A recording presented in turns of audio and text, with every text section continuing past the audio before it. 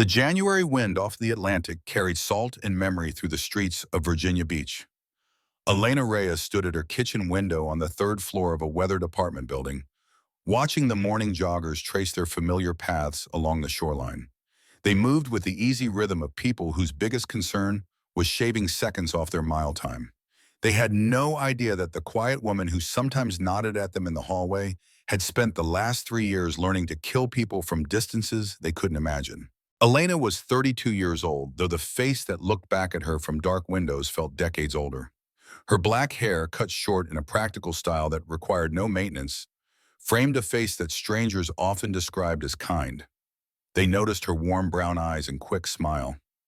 They didn't see the way those eyes constantly calculated distances and angles, or how that smile never quite reached the wariness that lived behind it. The package had arrived yesterday. Plain brown cardboard, official Navy markings, the kind of bureaucratic mail that usually meant updated insurance forms or pension information.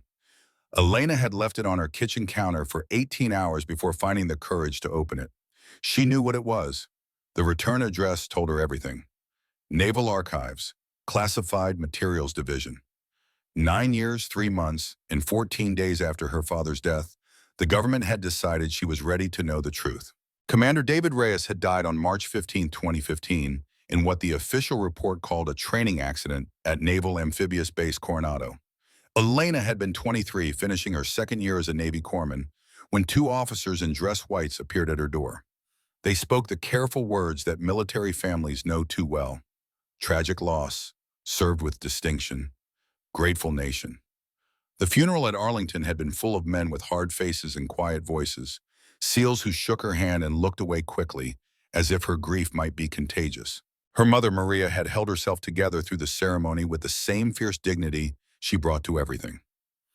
A teacher for 32 years, Maria Reyes knew how to stand straight when the world wanted you to bend. But Elena had seen her mother cry exactly once, late at night 2 weeks after the funeral, standing in David's study surrounded by his books and medals. Maria had pressed her palm against a photograph of David in his dress whites and whispered, "He was hiding something. I know he was, and it killed him." Elena opened the package with hands that only trembled slightly. Inside was a hardbound journal, military issue, the kind of notebook they gave to officers for after-action reports. The cover was worn, the edges softened by years of handling.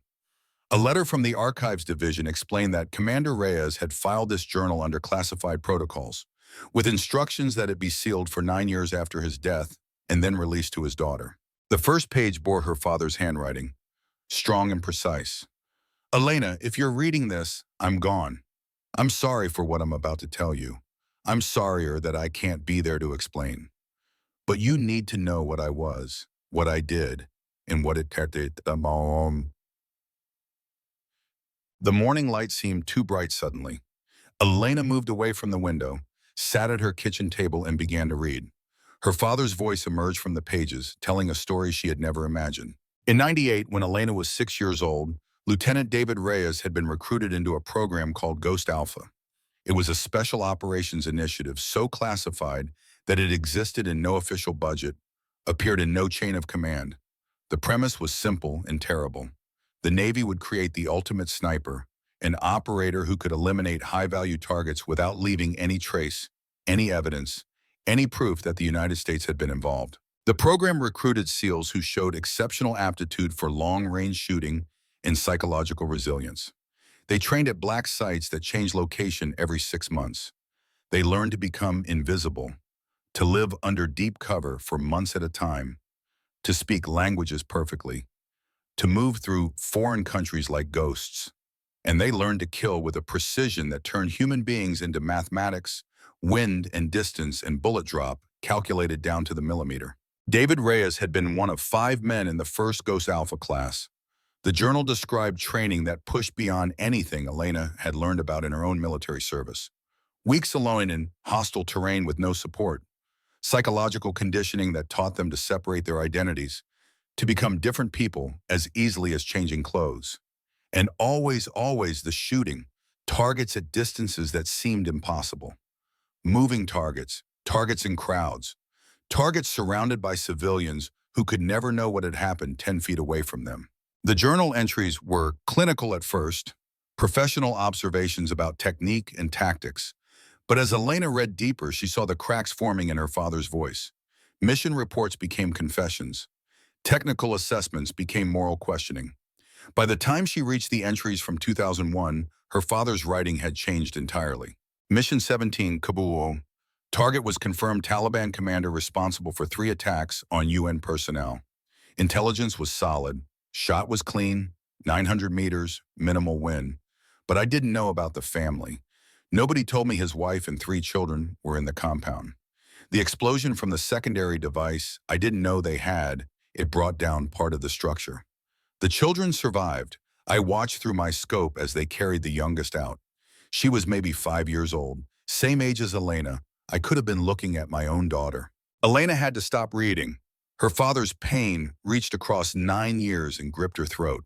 She stood, paced her apartment, tried to breathe through the sudden understanding of why her father had sometimes woken screaming, why he had stood for hours in his study staring at nothing, why her mother had learned to approach him carefully when his eyes went distant. She forced herself to keep reading. The next entries detailed her father's decision to request termination from Ghost Alpha. But the program didn't just let operators leave. They knew too much, had done too much. The exit strategy was carefully orchestrated. A training accident that would explain why a highly decorated SEAL was being medically retired. David Reyes would take the blame for a helicopter mishap that never quite made sense in the official reports, except a medical discharge for injuries that seemed inconsistent with the accident described. In exchange, his family would be protected, his pension would be intact, and he would take the secrets of Ghost Alpha to his grave. The final entry in the journal was dated March 14, 2015, one day before his death. If Elena reads this, tell her ghosts don't die, they wait. I thought I could walk away from what I was, but you can't stop being a ghost just by refusing to haunt. The program is still out there. I hear whispers. They're trying again, finding new operators, learning from our mistakes. If they come for Elena, if they see in her what they saw in me, I need her to know the cost. Every target has a family, every kill leaves a ghost, and some ghosts never stop haunting. The words blurred as Elena's eyes filled. Her father had known. Somehow he had known that she would follow him into military service, that she had the same skills, the same instincts. And he had tried to warn her from beyond the grave. But the warning had come too late, or maybe it had come exactly when it needed to. The memories flooded back, sharp and immediate. Syria, 6 years after her father's death. The mission that changed everything. Elena had been Petty Officer First Class Reyes then, a Navy corpsman attached to a SEAL team conducting counterterrorism operations outside Aleppo. She had trained as a combat medic, spending 3 years learning to keep men alive under conditions designed to kill them. The SEALs respected her skills. She could start an IV line while mortars fell around her, could perform emergency surgery in the back of a moving vehicle, could look at a wound and know in seconds whether a man would make it to the medevac or die in her arms. But none of them knew about her other training, the training her father had given her before he understood what he was creating. David Reyes had taken his daughter shooting from the time she was 8 years old. Initially, it was just target practice, a father teaching his child firearms safety and marksmanship. But as Elena got older, as her natural talent became obvious, David had pushed her further. By the time she was 16, she could outshoot most recreational marksmen. By 18, she was competing in long-range precision shooting competitions under her father's coaching. David never told her why he insisted on such intensive training. He never explained why he woke her at dawn to practice breathing techniques, why he made her calculate wind speed by watching grass move, why he taught her to find calm in the chaos of her own heartbeat. Elena thought he was just being a perfectionist SEAL dad, unable to do anything halfway. After his death, she had continued training on her own.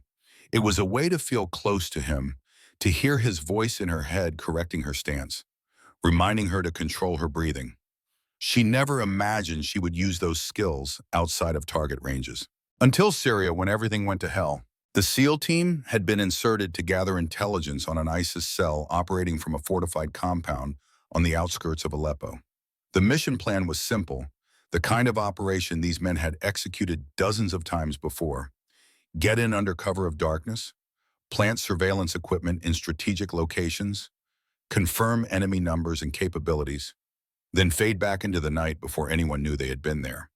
But intelligence is only as good as the information it's based on, and someone's information had been catastrophically wrong. The compound wasn't lightly defended by a skeleton crew, as the briefing had suggested. It was a hardened fighting position with heavy weapons, reinforced bunkers, and fighters who knew the American playbook as well as any military academy graduate. The SEAL team found themselves pinned down in a textbook kill box, taking accurate and sustained fire from 3 directions simultaneously. Their primary extraction point was blocked by a technical mounting a Russian-made DSHK heavy machine gun, the kind of weapon that could tear through body armor like tissue paper. Their secondary extraction was compromised by enemy fighters who had somehow anticipated the backup plan, and their radio traffic indicated that reinforcements were moving to cut off any remaining escape routes. Elena had been positioned with the rear security element, supposedly the safest spot. She watched the radio chatter disintegrate into controlled chaos as the team leader called for air support that was 15 minutes out. 15 minutes might as well have been 15 hours. Men were already wounded. Their sniper, a chief petty officer named Marcus Hayes, had taken shrapnel to the shoulder from an RPG that had detonated too close. Marcus tried to maintain his position, tried to provide covering fire with his M110 rifle, but his shooting arm was compromised. Every shot pulled left, his aim degraded by pain and blood loss. The team was dying by degrees, and everyone knew it. Elena didn't think. Thinking would have meant acknowledging all the reasons why what she was about to do violated every protocol, defied every expectation, contradicted everything her training as a corpsman had taught her about her role in combat. She moved to Marcus's position in a low sprint that kept her below the angle of incoming fire, her medical pack bouncing against her back, dodging rounds that kicked up small geysers of dust and concrete fragments all around her. Marcus looked at her with eyes that were starting to glaze with the distinctive thousand-yard stare that came from blood loss and shock. His shoulder was a mess of torn fabric and dark blood. "Give me the rifle," Elena said, her voice cutting through the chaos with unexpected clarity. "The fuck you talking about, Doc?" Marcus's voice was thick with pain and confusion. "You're a corpsman, not a goddamn sniper. I can shoot, trust me. Give me the rifle, now." Something in her tone, some absolute certainty that cut through the fog of combat and injury, made Marcus release his grip on the M110. His fingers, slick with his own blood, left dark smears on the weapon as Elena took it. The rifle felt heavier than her competition guns, the balance different, but the fundamentals were unchanged. Physics didn't care whether you were shooting paper targets or human beings. Find your breathing, read the wind, calculate the distance, control the variables you can control. The nearest hostile was 800 meters out, positioned on a flat rooftop with excellent fields of fire, manning what looked like a PKM machine gun mounted on a tripod, the kind of setup that let a single shooter control an entire sector. In perfect conditions, on a known range, with no one shooting at her and no adrenaline turning her blood to electricity, 800 meters was a challenging shot that required careful preparation. In combat, with hostile fire snapping past her head close enough to hear the distinctive crack of supersonic rounds, with her heart hammering and her hands wanting to shake, it should have been impossible. Military doctrine said suppressive fire at this range, not precision shooting. Put rounds down range to make the enemy keep their heads down, wait for air support or artillery to solve the problem with overwhelming firepower. But Elena wasn't following doctrine. She was following the training her father had burned into her nervous system over 1,000 range sessions. She found that calm space her father had taught her to access through endless repetition. The space between heartbeats where the world slowed down and became simple geometry, where fear and adrenaline faded into background noise, where the case of combat reduced itself to mathematics written in wind and distance and bullet trajectory. She acquired her target through the scope, a human shape rendered into crosshairs and calculations. Adjusted for the crosswind she could feel against her cheek, a gentle but consistent pressure from left to right. Estimated the distance, confirmed it against known reference points in her field of view, calculated the bullet drop for a 7.62 NATO round traveling 800 meters, and squeezed the trigger with the slow, steady pressure her father had drilled into her until it became as automatic as breathing. The machine gunner dropped, his body language in the scope transforming instantly from active threat to inert mass. Before anyone in the compound could react, before they could understand that their machine gun nest had just been eliminated by a single precise shot, Elena was already acquiring the next target. 700 meters, different rooftop, different angle. Adjust for the slight change in elevation. Account for the wind that was picking up as the afternoon heat created microcurrents in the urban terrain. Find the calm space again. Breathe, breathe. Fire. She worked through the threats with a methodical precision that felt like muscle memory taking over from conscious thought. Her mind stepped back and became an observer, watching her body perform tasks it had been trained to execute. Every shot was calculated with the kind of cold mathematics her father had insisted on. Every trigger pull was controlled with the discipline that came from years of competition shooting, where fractions of an inch meant the difference between winning and losing. And every target fell, each elimination removing one piece from the tactical puzzle that had trapped her team. By the time she reached her seventh kill, the hostile fire had stopped. The surviving enemy fighters had abandoned their positions, convinced they were facing some new American technology, some drone or smart weapon they couldn't see or fight. They never imagined a woman with a borrowed rifle who had learned to shoot from a dead SEAL with secrets. The SEAL team extracted with their wounded. The air support that finally arrived found nothing to shoot at, and Elena sat in the back of the helicopter with Marcus's blood on her hands and her father's training ringing in her ears. Colonel James Harding had been the SEAL team commander that day, a 25-year veteran with 4 deployments and a reputation for seeing details that other officers missed. He watched Elena during the debrief, studying her with an intensity that made her skin crawl. After the official questions were finished, after the other team members had left, Harding asked her to stay. They sat in a prefab building that smelled of honin and diesel fuel, and Harding pulled out a tablet showing ballistic data from her shots. 7 targets, 800 to 600 meters, low light conditions, under fire, 0 misses. Harding's voice was conversational, but his eyes were calculating. How long have you been training? Elena could have lied, should have lied, but something about Harding's gaze told her he already knew the answer. Since I was 8, my father taught me. David Reyes. It wasn't a question. Harding pulled up a file on his tablet. Elena saw her father's photograph, much younger, wearing lieutenant's bars. I knew him. Not well, but I knew his reputation. He was one of the best snipers the team's ever produced. Then he quit, took a medical discharge after that helicopter accident that nobody quite believed. Elena's throat tightened. He died 9 years ago. I know. I was at the funeral. Harding turned the tablet off. He taught you more than competition shooting, didn't he? Those weren't recreational techniques you use today. That was combat methodology. Where did a corpsman learn to shoot like a SEAL sniper? My father trained me. I don't know where he learned his methods. Harding was quiet for a long moment. Your father was part of something before he left the teams, something that's still classified above my pay grade. But I've heard stories, operators who could eliminate targets that nobody else could reach, shooters who became ghosts. The word hit Elena like a physical blow. Ghosts. The same word from her father's journal, though she hadn't read that journal yet. Wouldn't read it for another 6 years. I'm just a corpsman, Elena said carefully. I save lives, I don't take them. You took 7 today, clean kills, all of them. Harding leaned forward. Elena, I need you to understand something.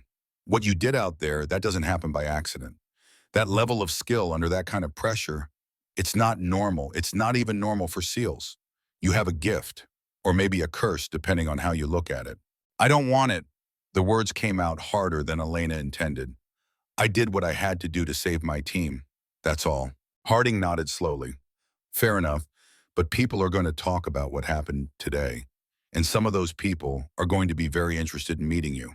When they come, and they will come, you should think carefully about what you want. Elena stood. I want to do my job, take care of wounded personnel, go home when my deployment is done. That's all I want. I hope that's true, Harding said quietly, for your sake. But it wasn't true, and Elena knew it even as she said the words. The calm she had felt during those 7 shots, the clarity that came from reducing the world to mathematics and breath control, it had felt like coming home, like finding a part of herself she didn't know was missing, like becoming her father's daughter in a way that terrified her. 6 months later, the invitation came. Not an order, not a summons, just an invitation to visit a training facility in North Carolina for a weekend evaluation. The letter was vague about purpose, clear about confidentiality. Elena could decline. No questions asked, no consequences. She accepted. The facility was 2 hours outside of Fayetteville, down roads that got progressively worse until the pavement gave way to gravel and then dirt. The final mile was through pine forest thick enough to hide anything. The checkpoint was unmarked except for a small sign that read, "Private property, authorized personnel only." The guard at the checkpoint checked Elena's ID against a list and waved her through without speaking. The road opened into a compound that looked like a hybrid of a military base and a corporate retreat. Low buildings made of concrete and dark glass, training ranges visible in the distance, and everywhere the sense that this place existed in a bubble outside normal military channels. Colonel Harding met her in what looked like a conference room but felt like an interrogation chamber. He wasn't alone. A woman in civilian clothes sat beside him, 50-ish, with gray streaked hair and eyes that missed nothing. "Elena Reyes," the woman said. "I'm Dr. Rebecca Foster. I'm a psychologist who works with special operations personnel. Before we go any further, I need to make something very clear. What you learn in this room stays in this room. You can walk out that door right now, go back to your regular duties, and this conversation never happened.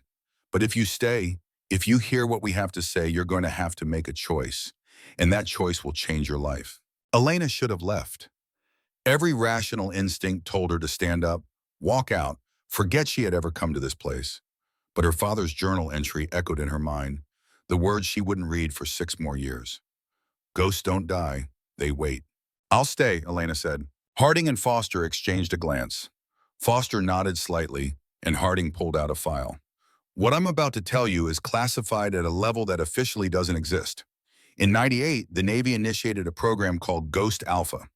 The goal was to create operators who could eliminate high-value targets in denied areas with complete deniability, deep cover snipers who could get close to anyone, anywhere, and leave no trace." Elena's hands tightened on the arms of her chair. "Your father was one of the original 5 Ghost Alpha operators," Harding continued.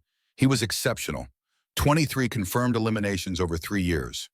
But the program had a flaw: the psychological cost of deep cover operations, of living multiple identities while performing high-stress eliminations. It broke people. Your father saw that happening. He requested termination, and the program shut down in 2001. Foster spoke next, her voice gentler. "David came to me near the end. He was struggling with identity fragmentation, moral injury, the kind of psychological damage that doesn't show up on any medical scan. I tried to help him, but the truth is, we didn't know enough about what deep cover operations do to the human psyche. I've spent 20 years studying it since then." "Why are you telling me this?" Elena's voice was steady despite the earthquake happening inside her chest. "Because Ghost Alpha is being reactivated," Harding said. "And this time we're doing it right. We understand the psychological risks. We have better support systems, better training protocols, and we need operators with the right skill set. What you did in Syria, that was Ghost Alpha level work. You have your father's gift." "It's not a gift," Elena whispered. "He died because of what that program did to him." Foster leaned forward. "Elena, your father didn't die because of Ghost Alpha. He died because he tried to bury what he was instead of integrating it. He thought he could just walk away and be normal again. That's not how trauma works. That's not how identity works. We can't erase who we've been.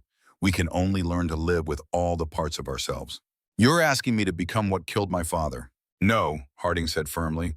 "We're asking you to finish what your father started, but with the support he never had. This isn't the old program. We've learned from those mistakes. You won't be alone. You won't be abandoned. And you'll have the choice to stop if it becomes too much." Elena looked between them. "And if I say no?" "Then you say no," Foster replied. "You go back to being a corpsman. You serve with honor. You live a good life. But Elena, I have to ask you something, and I need you to be honest. When you were taking those shots in Syria, when you were in that calm space between heartbeats, did it feel wrong, or did it feel like the most right thing you'd ever done?" The question cut through every defense Elena had built, because Foster was right.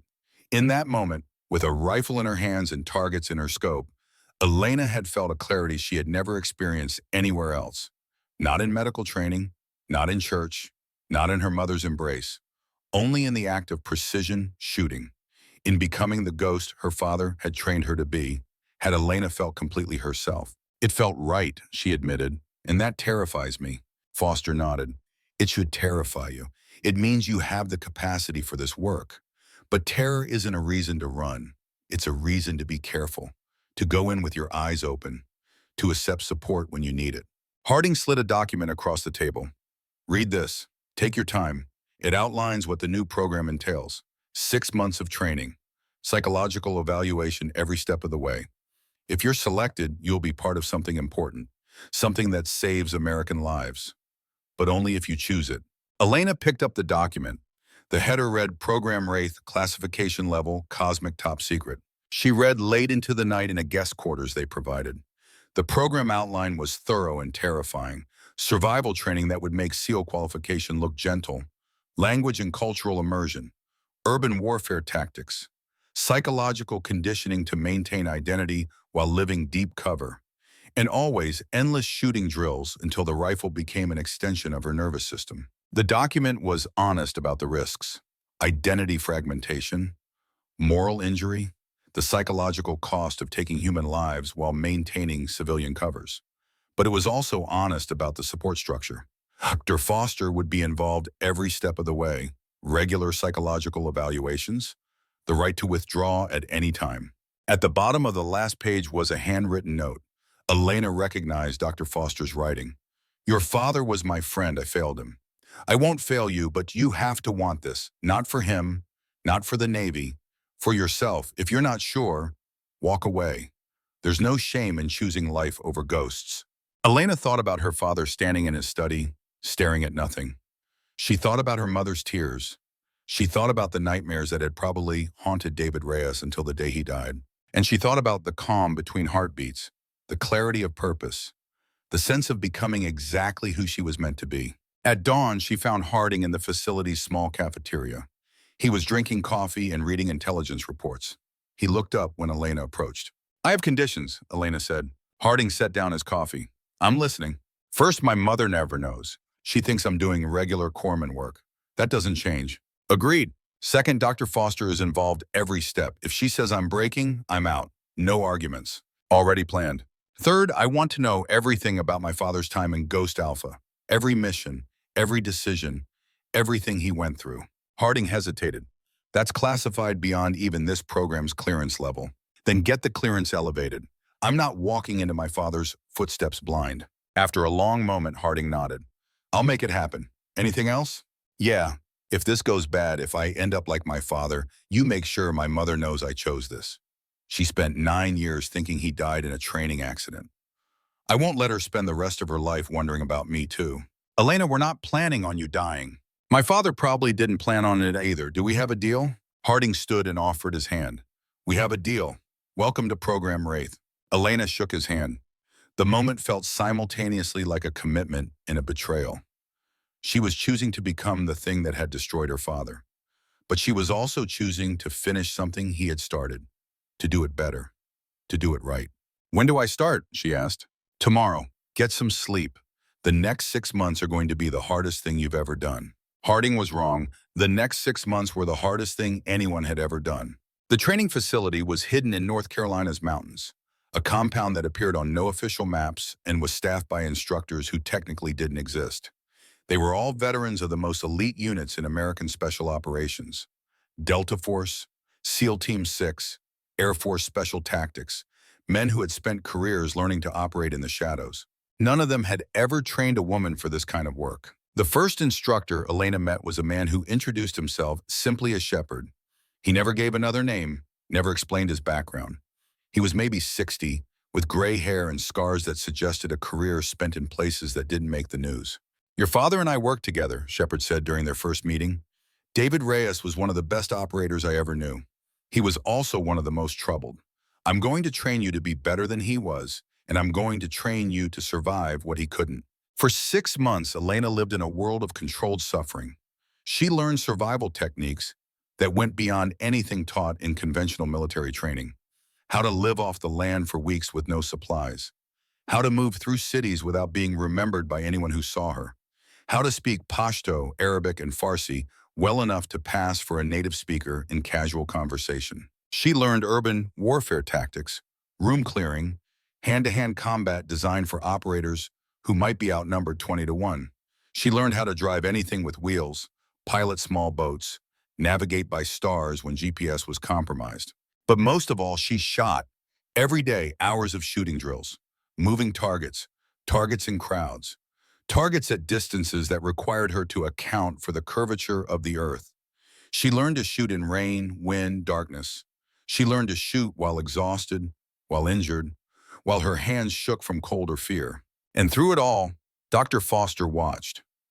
Weekly sessions where Elena talked about what the training was doing to her, how it felt to spend days living as someone else, how it felt to reduce human-shaped targets to mathematical problems, how it felt to be good at something that existed to end lives. "You're compartmentalizing," Foster observed during one session, "creating a separate identity for the operator part of yourself." "Isn't that the point?" Elena asked. "Be someone else in the field?" "The point is to project different aspects of your real self, not create fictional people. Your father's mistake was trying to be completely different people. It fragmented him. You need to stay integrated. When you're deep cover, you're still Elena Reyes, just emphasizing different parts of who you are. And if the parts of me that are good at this scare me," Foster met her eyes, "then you acknowledge that fear. You don't run from it, because the scariest part of you might also be the most necessary part." In month 5, Elena faced her final test. The instructors set up a scenario in a mock village they had built on the training grounds. Elena was given a cover identity as a medical worker and told to infiltrate the village, identify a high-value target, and execute a simulated elimination without being detected. The target was positioned in a building surrounded by civilians, including children. The only clear shot would come during a 60-second window when the target stepped onto a balcony. But taking that shot would mean firing over the head of a child playing in the courtyard below. Elena spent 3 days getting into position, establishing her cover, building trust with the local population who were all role players trained to detect infiltrators. When the moment came, when she had her rifle positioned and her target in sight, she saw the child in the courtyard. A little girl, maybe 6 years old, playing with a doll. The same age Elena had been when her father started Ghost Alpha. Elena's finger rested on the trigger. In a real operation, this would be the moment to take the shot. The target would die. The child would never know how close death had passed over her head. The mission would succeed. But this wasn't a real operation. This was a test. And Elena suddenly understood what the test was really measuring. She didn't take the shot. She waited for the child to move, which meant waiting for the target to leave the balcony. She lost her window. The mission failed. When the exercise ended, Shepard and Harding met her at the debrief. Elena prepared herself for criticism, for being told she had failed the most important test of her training. Instead, Shepard smiled. It was the first time she had seen him smile in 5 months. "Your father failed this same test," Shepard said. "He took the shot, and he spent the next 20 years wondering if he'd made the right choice. You chose different. You chose to wait for a better moment." "I failed the mission," Elena said. "You passed the real test," Harding replied. "We need operators who can pull the trigger when necessary. But we also need operators who know when not to. Your father never learned that distinction. You just did." 2 weeks later, Elena stood in front of a wall covered with mission profiles, potential targets around the world, high-value threats that conventional operations couldn't reach. Each profile represented a life that would end if she said yes. Harding stood beside her. "You've completed the training. Dr. Foster has certified you as psychologically fit. The decision now is yours. You can return to your corpsman duties, or you can accept your designation." "What designation?" Harding handed her a folder. Inside was a single sheet of paper with a code name, Wraith 1. Elena stared at the designation. Wraith, another word for ghost. Her father's legacy, refined and reborn. The weight of it settled on her shoulders like a mantle she had been measured for all her life. "If I do this," Elena said slowly, "if I become Wraith 1, there's no going back, is there? Even if I quit the program later, I'll always be this person. I'll always know what I'm capable of." "That's true," Shepard said, appearing beside Harding. "Your father learned that the hard way. You can't unlearn what you know, can't unfeel what you've felt. The question isn't whether this changes you, it's whether you can live with the change." Elena thought about her father's journal, still hidden in her apartment in Virginia Beach. She thought about his final words. Ghosts don't die, they wait. Maybe he hadn't been warning her away from this path. Maybe he had been telling her that the ghost had been waiting inside her all along, waiting for her to acknowledge it, to accept it, to become it. From now on, Harding said quietly, Elena Reyes doesn't exist in combat zones. Only the ghost exists. Elena looked at the mission profiles on the wall. Somewhere out there, 23 targets marked her father's career. 23 ghosts he had created. 23 families who didn't know an American sniper had changed their lives forever. She could add to that number, or she could walk away and spend the rest of her life wondering if the calm between heartbeats had been real or just an illusion. I accept, Elena said. I'm Wraith 1. Shepard nodded once. Then let's get you ready for your first mission. As Elena left the briefing room, she passed a mirror in the hallway. For just a moment, she thought she saw her father's face reflected beside her own. Not haunting, not accusing, just watching, waiting to see if his daughter could finish what he had started without letting it destroy her. The ghost in the mirror didn't speak, but Elena heard the words anyway in her father's voice, from the pages of a journal she wouldn't open for 6 more years. Every target has a family, every kill leaves a ghost, and some ghosts never stop haunting. Elena walked toward her first mission, carrying her father's legacy and her own choices in equal measure. The last ghost of Program Alpha was gone, but the first ghost of Program Wraith was just being born. And somewhere in the mountains of Afghanistan, a target she didn't yet know about was living the last normal day of his life. The mountains of Afghanistan looked different through a sniper scope. Elena had seen photographs, had studied maps and satellite imagery during her briefing sessions, but none of that preparation captured the reality of watching a man through magnified optics from nearly 2,000 meters away, knowing that in the next few minutes, she would make him cease to exist. Her first target as Wraith 1 was a Taliban bomb maker named Khalid Rahman. Intelligence files said he was responsible for 43 American deaths, countless Afghan civilian casualties, and a new generation of improvised explosive devices that were more sophisticated than anything the coalition forces had encountered before. Rahman had a degree in electrical engineering from a university in Karachi, spoke 3 languages, and had built bombs that could detect and defeat the standard counter-IED equipment that was supposed to keep convoys safe. The files also said Rahman had 3 sons, a wife, and an aging mother who lived with his family in a compound outside Kandahar. Elena had memorized those details, along with everything else in her target package, though she wasn't supposed to think about them. Dr. Foster's psychological preparation had emphasized compartmentalization, focusing on the mission objective rather than the human context. But Elena found that ignoring context was harder than pulling the trigger. She had been in country for 3 weeks, moving through Pakistan's tribal areas with papers identifying her as Dr. Amina Bashir, a Pakistani-American physician working with an international medical relief organization. The cover identity was built on enough truth to withstand scrutiny. Elena spoke Urdu and Pashto well enough to pass for someone who had grown up in immigrant communities in the United States. Her medical credentials were real, drawn from her years as a Navy corpsman. The humanitarian organization she supposedly worked for actually existed and had unknowingly provided cover for intelligence operations before. Getting into Afghanistan had required crossing borders that officially didn't exist for American military personnel. Elena traveled in a convoy of genuine relief workers, people who believed she was exactly who she claimed to be. She treated sick children in villages that had never seen a real doctor. She delivered babies in conditions that would have horrified any American hospital. And all the while, she moved gradually closer to her target, building a cover identity that would hold up under the kind of scrutiny that kept people alive in a war zone. The hide site she had chosen was the ruins of a Soviet observation post, one of thousands of crumbling concrete structures that the Russian occupation had left scattered across Afghanistan like gravestones. The position offered clear sight lines to Rahman's compound, while being far enough away that the sound of her shot would be difficult to triangulate.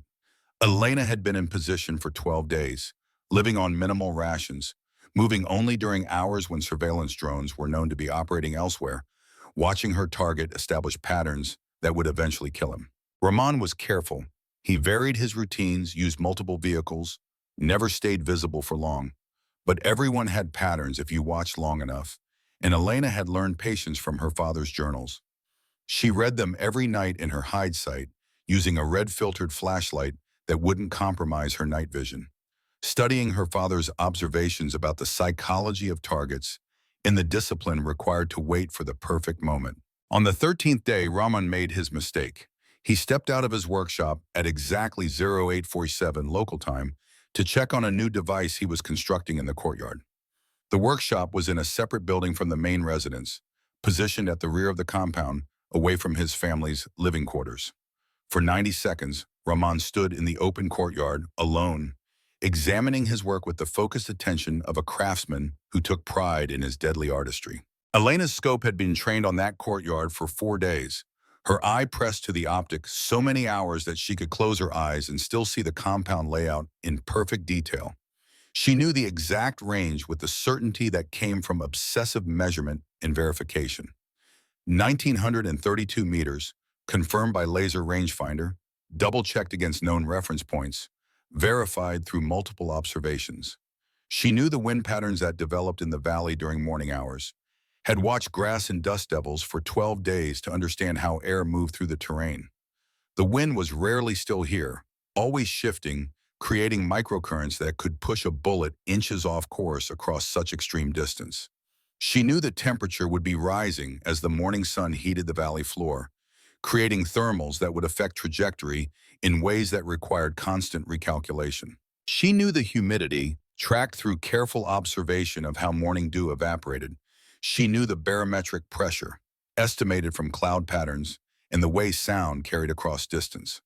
All the variables that would affect a bullet traveling for nearly 3 seconds before reaching its target, a small piece of copper-jacketed lead that would cross almost 2 kilometers of Afghan air before finding its mark. Her breathing had already slowed to the deep, controlled rhythm her father had taught her during those early morning range sessions back when she thought they were just bonding time. 4 counts in, hold for 7, 8 counts out. The pattern that induced physiological calm and steadied the small tremors that all human bodies produced. Her heartbeat was steady, measured, the calm between beats stretching into microseconds of perfect stillness, where the rifle became an extension of her nervous system rather than a separate tool. The rifle itself, a custom-built precision instrument that had no official existence in any military inventory, sat perfectly supported on a rest that she had adjusted millimeter by millimeter over the past week. The weapon was a masterpiece of precision engineering, built by craftsmen whose names she would never know, tested to tolerances that most people would find incomprehensible. It was capable of placing bullets within a 2-inch circle at distances that exceeded a mile, assuming the shooter had the skill to use it properly. Elena had that skill. Her father had made certain of it, though neither of them had understood at the time what that training would eventually mean. She wondered sometimes if David Reyes had known on some unconscious level that he was preparing his daughter for this exact moment, if some part of him had recognized that the skills he was teaching would outlive him, would be needed by someone who shared his blood and his burden. Rahman bent over his bomb, making adjustments with tools that Elena could see clearly in her scope. He wore a white skull cap, a traditional shalwar kameez in light blue fabric. His beard was full and dark, not yet touched by the gray that would have come if he had lived another decade. His hands moved with practiced skill, connecting wires, testing circuits, building another device that would tear American soldiers into fragments. Elena's finger rested on the trigger. This was the moment. Perfect conditions, clear target, no civilians in the impact zone, everything her training had prepared her for. The shot was technically challenging, but well within her capabilities. One squeeze, one bullet, one less bomb maker in the world. But for 3 heartbeats, Elena didn't fire. She watched Rahman work, seeing the concentration on his face, the careful precision of his movements. He was good at what he did, probably believed he was fighting for his country, defending his homeland against foreign invaders. Would his sons learn bomb making from watching videos of their father's techniques? Would his mother weep over his body and curse the Americans who had killed him from a distance he couldn't even imagine? Elena heard her father's voice, not a memory, but almost a presence. Every target has a family. Every kill leaves a ghost. The words from his journal, written 20 years ago about different targets in different wars. But the truth remained unchanged by time or geography. She squeezed the trigger. The rifle's recoil was manageable, the suppressor reducing the sound to something that might be mistaken for a vehicle backfiring in the distance. Through her scope, Elena watched the bullet's impact, saw Rahman's body language change from focused concentration to sudden stillness. He fell without drama, without the theatrical death throes that movies suggested. One moment working, the next moment gone. Elena didn't wait to observe the aftermath, didn't stay to watch how Rahman's family would discover his body, didn't remain to see the chaos that her single shot would create in that compound.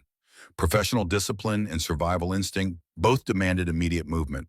She was already breaking down her position with movements that had been practiced until they required no conscious thought, collecting every piece of equipment with the methodical care that left no trace, no evidence, no indication that a human being had been present in this place. Every brass casing, every food wrapper, every drop of water from her canteen, all had to be collected and removed.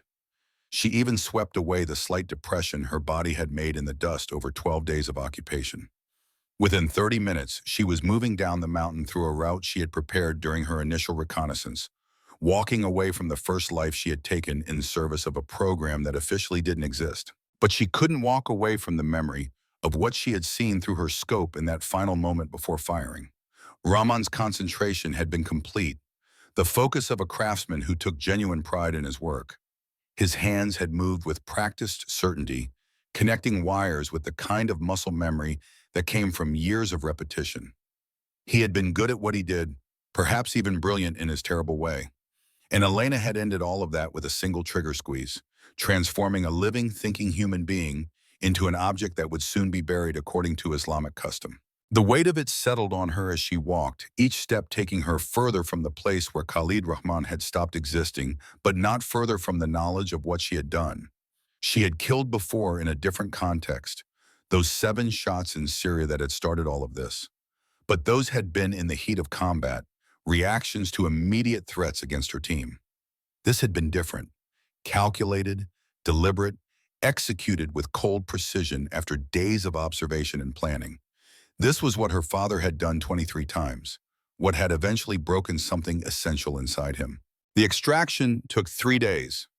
Elena moved through a series of safe houses operated by assets who didn't know who she was or what she had done. She changed identities twice, shifting from Dr. Bashir to a German journalist to a French NGO worker. By the time she crossed back into Pakistan, Khalid Rahman's death was being discussed in Taliban leadership circles. But no one had any idea how it had happened. No evidence of a shooter, no indication of how someone had fired from such an extreme range with such precision. Just another mystery death in a country full of violence. Coalition intelligence intercepts reported that Taliban commanders were baffled and frightened.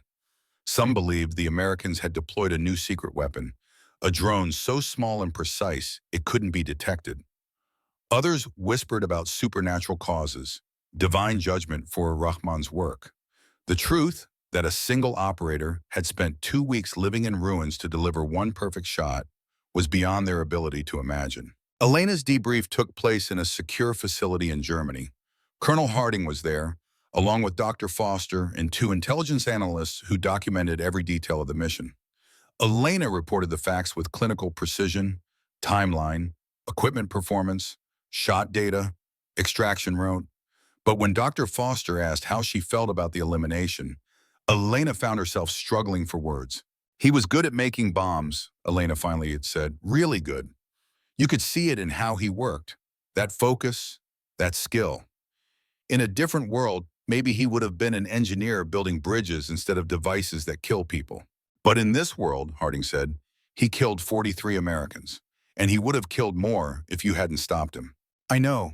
I'm not questioning the mission. Elena paused, trying to articulate something she barely understood herself. My father's journals talked about seeing targets as people. I thought he was being weak, but he was being honest. Rahman was a person, a son, a father, a husband, and I made him stop being that. Dr. Foster leaned forward. Elena, the ability to recognize your target's humanity isn't weakness. It's what keeps you human. Your father wasn't weak when he saw that. He was maintaining his moral compass. The question is whether you can hold on to that recognition while still completing necessary missions. Can I? Elena asked. I don't know, Foster admitted. Your father couldn't, but you're not your father, and you have support systems he never had. That conversation happened in October. By February, Elena was in Somalia, stalking her second target through a very different kind of urban terrain. The target was an al-Shabaab leader named Yusuf Garad, a man who specialized in coordinating attacks against peacekeeping forces and civilian targets. Unlike Rahman's bombs, which at least maintained a pretense of military targeting, Garad had ordered massacres at shopping centers, hotels, schools. His stated goal was to make Somalia ungovernable by killing enough civilians that international forces would abandon the country. Intelligence had been tracking Garad for 8 months, but he was paranoid and skilled at avoiding detection. He never used electronic communications, traveled with minimal security that made him look like an ordinary civilian, and changed locations every few days. Traditional special operations raids were impossible because by the time forces could be positioned, Garad would be gone. Elena spent 5 weeks integrating into Mogadishu's chaotic social landscape. Her cover was a Somali-American aid worker named Safia Hassan, recently returned from Minnesota to help her ancestral homeland. She worked at a medical clinic in a neighborhood controlled by al-Shabaab sympathizers, treating everything from malaria to gunshot wounds with the same professional competence. Her Somali was good enough to blend in, and her American accent was explained by years living in immigrant communities. The work was real and exhausting. Mogadishu's medical infrastructure had been destroyed by decades of civil war. Elena found herself performing emergency surgeries with equipment that American veterinarians would have rejected, treating children dying from diseases that hadn't killed Americans in generations, watching people die from conditions that would have been trivial to treat with proper resources. And through it all, she gathered intelligence, listening to conversations in the clinic's waiting room, noting which patients never talked about certain topics, which families seemed wealthier than their circumstances suggested, which neighborhoods had security patterns that didn't match normal civilian behavior, building a network of information that gradually narrowed the search for her target. The breakthrough came from an unexpected source. Elena treated a woman whose son had been wounded in a firefight with Somali government forces. The woman was terrified, not just of her son's injuries, but of something else, something that made her flinch whenever certain names were mentioned. Over 3 days of treatment, Elena gained the woman's trust, listening to stories about life under al-Shabaab control, the fear that came from living among men who could kill you for imagined offenses. The woman mentioned, almost casually, that her cousin worked as a cook for an important businessman who often hosted meetings with serious men.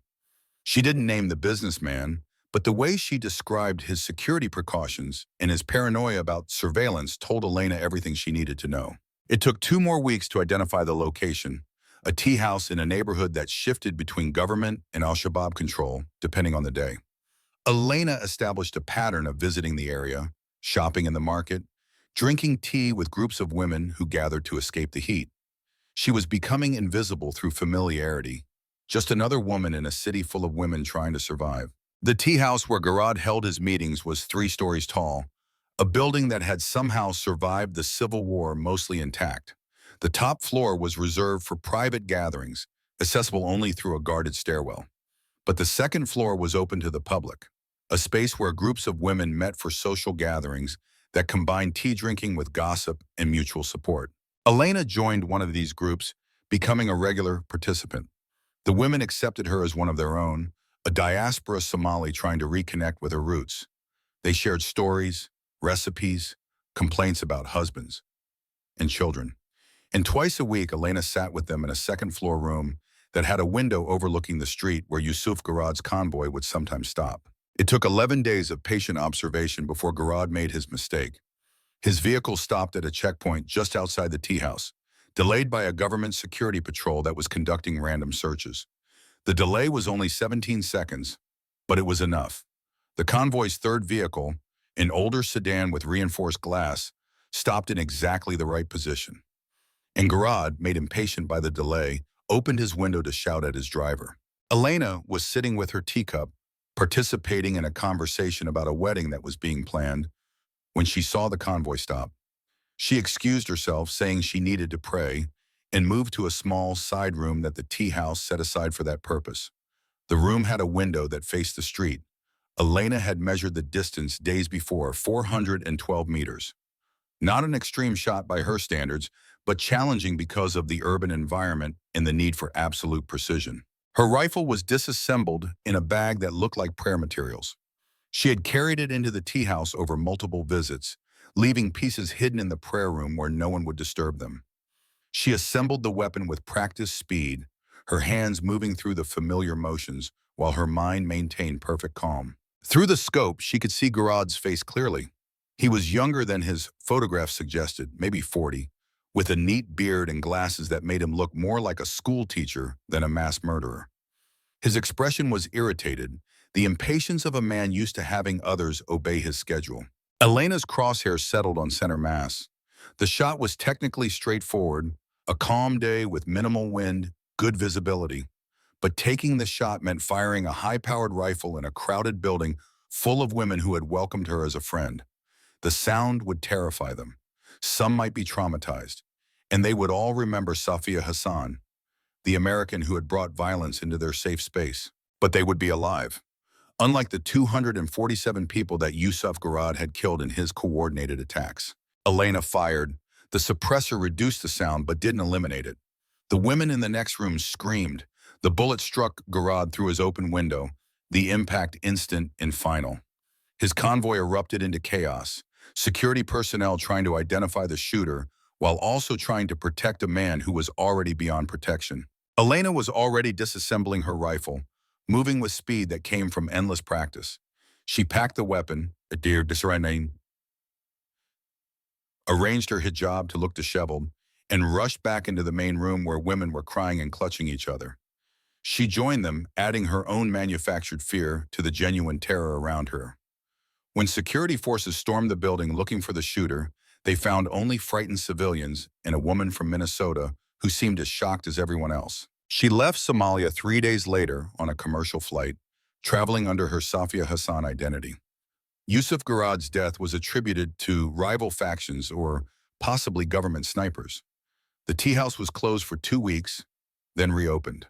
The women who had known Safia Hassan mourned her departure, sad to lose a friend who had brought American medicine and kindness to their gatherings. Elena sat in the airplane watching Mogadishu recede below her and thought about the woman who had trusted her with stories about living under al-Shabaab control. That woman would hear about Garad's death and might wonder if the American doctor had been something more than she claimed. But she would never know for certain, and the ambiguity would be another weight Elena carried. The debrief for the Somalia mission was shorter. Harding was pleased with the technical execution. The intelligence analysts were excited about the psychological impact on al-Shabaab leadership. Dr. Foster asked the same questions about how Elena felt, received the same carefully constructed answers. But Foster was perceptive. "You're compartmentalizing more effectively," she observed. "Less visible distress than after Afghanistan." "Is that bad?" Elena asked. "I don't know. It could mean you're adapting to the work. Or it could mean you're starting to disconnect from what the work means. Your father's journals showed the same pattern. Early missions had emotional weight. Later ones became more clinical. Maybe clinical is better. Maybe caring too much is what broke him." Foster studied Elena's face. Or maybe caring is what kept him human as long as he survived. "Be careful about turning off parts of yourself, Elena. You might find they're harder to turn back on than you expect." 5 months later, Elena was in Iraq, tracking her 9th target through the streets of Baghdad. Her cover was a translator working for various news organizations, a role that gave her freedom of movement and an explanation for asking questions. The target was an ISIS commander who specialized in organizing suicide attacks against civilian targets. Intelligence called him the architect because of how he planned operations, coordinating multiple bombings to maximize casualties and terror. Elena spent 2 months in Baghdad, moving between different assignments, building her cover. She translated for CNN, for BBC, for freelance journalists who paid in cash and didn't ask too many questions. She became familiar in the expat community, known as reliable and discreet, and slowly, carefully, she gathered intelligence on the architect's patterns and vulnerabilities. The shot when it came was almost routine. A rooftop position, 600 meters, good conditions. The architect fell without knowing death had been watching him. Elena extracted cleanly, left no trace. Another successful mission for Wraith 1. But something had changed. Elena realized it when she was writing her after-action report and found herself struggling to remember the architect's name. She had to check her briefing materials. Somehow, the human being she had killed had become just another target designation, important only for the statistics of mission success. That night, she pulled out her father's journal and found an entry from his 11th mission. I realized today that I couldn't remember the third target's face. I can tell you the range, the wind conditions, the technical details of the shot, but his face is gone from my memory. When did he stop being a person and become just a statistic? And what does it mean that I can't pinpoint the exact moment I stopped seeing him as human? Elena closed the journal and stared at the ceiling of her safe house. She was following her father's path more closely than she had realized. The efficient compartmentalization that Foster had noticed wasn't adaptation. It was erosion. Each mission wore away another piece of the person who had hesitated before shooting Khalid Rahman, who had recognized his humanity even while ending his life. The 15th mission came with additional complications. The target was a Taliban commander who had been conducting operations against coalition forces. Intelligence was solid, the target clearly legitimate. But Elena's reconnaissance revealed something the briefing packet hadn't mentioned. The commander was in the middle of negotiating a peace agreement with a UN mediator, secret talks that could potentially bring his faction into legitimate political processes. Elena reported this information to Harding. The response was unambiguous. The mission stood. The peace talks were deemed unreliable. The commander's past actions outweighed any potential future cooperation, and eliminating him now would prevent him from undermining the talks if they failed. This feels wrong, Elena told Harding during a secure video conference. We might be killing someone who's trying to stop fighting.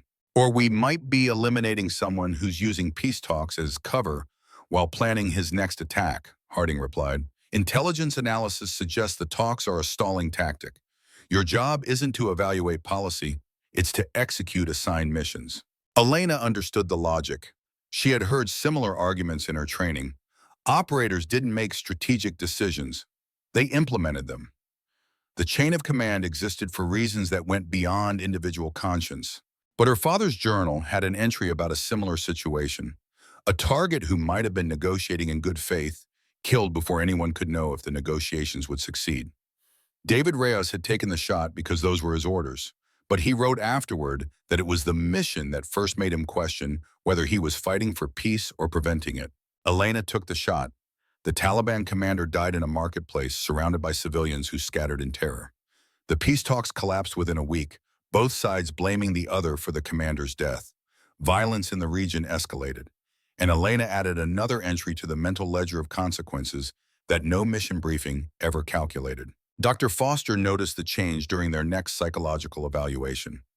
You're showing signs of moral injury, she said bluntly.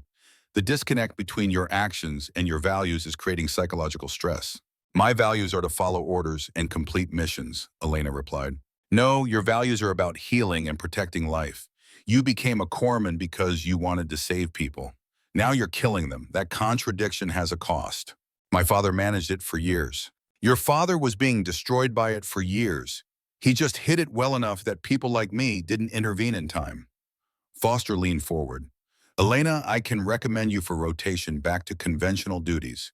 You've completed more high-value eliminations than most operators achieve in full careers. You've proven the viability of the Wraith program. You don't have to keep doing this. Elena thought about Virginia Beach, about her apartment overlooking the ocean, about a life where she treated patients instead of making them. It sounded impossibly distant, like a place that existed only in someone else's memories. How many missions did my father complete? Elena asked. 23 confirmed eliminations. Then I'm not done yet. Foster looked pained. This isn't a competition with your father's legacy. You don't have to match his numbers. He died thinking he failed, that he couldn't finish what Ghost Alpha started. Maybe if I finish it properly, if I prove the program can work without destroying the operator, then his sacrifice meant something. Or maybe, Foster said quietly, you're using your father's memory to justify losing yourself in the same way he did. That conversation ended without resolution. Elena deployed to her 16th mission 2 weeks later, then her 17th, each one technically successful, each one adding to the weight of silence that was growing inside her. Mission 18 took her back to Iraq in the summer of 2021. The target was an ISIS regional commander who was planning a coordinated series of suicide bombings against civilian targets. The intelligence was time-sensitive. Act now or risk hundreds of casualties. Elena established her position on a rooftop in Baghdad, a building she had scouted during her previous time in the city. The shot was routine by her standards, 600 meters, minimal wind, good visibility. She had made harder shots under worse conditions. But as she was preparing to fire, as she lay behind her rifle watching the target through her scope, she became aware of sounds from below her position.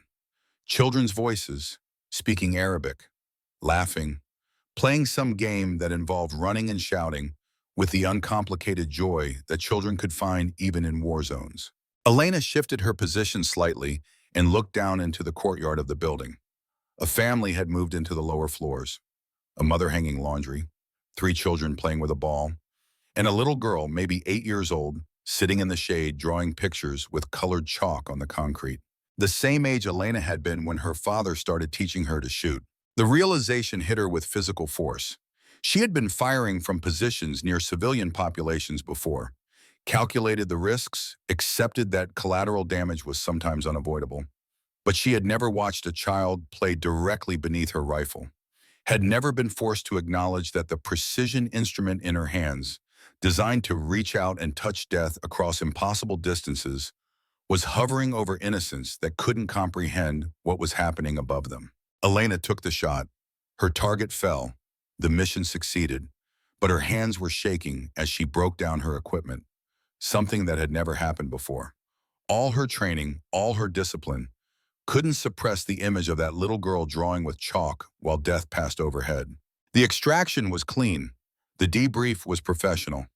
But Elena couldn't stop thinking about the family. She had risked their lives without their knowledge, without their consent. The rifle's report, even suppressed, must have terrified them. That little girl would remember the day a loud noise came from the roof and her mother pulled her inside, frightened by something the child couldn't understand. Would she have nightmares? Would she develop anxiety about loud sounds? Would this moment, this brief intersection with Wraith 1's operational requirements, leave psychological scars that followed her into adulthood? Elena's father had written about a similar moment, a mission in Kabul where he discovered a family living near his hide site, a child who had been playing while David Reyes calculated wind speed and bullet trajectory. That entry in the journal was where David's psychological disintegration became visible, where the clinical mission reports transformed into confessions of moral anguish. Elena read that entry again in her hotel room after the debrief. Her father's handwriting had become irregular, the neat precision of earlier entries degrading into something that looked almost frantic. I keep seeing her face, the little girl who was playing while I was preparing to kill. She was so innocent, so completely unaware that death was 20 meters above her head. What kind of world creates situations where children play in the shadow of snipers?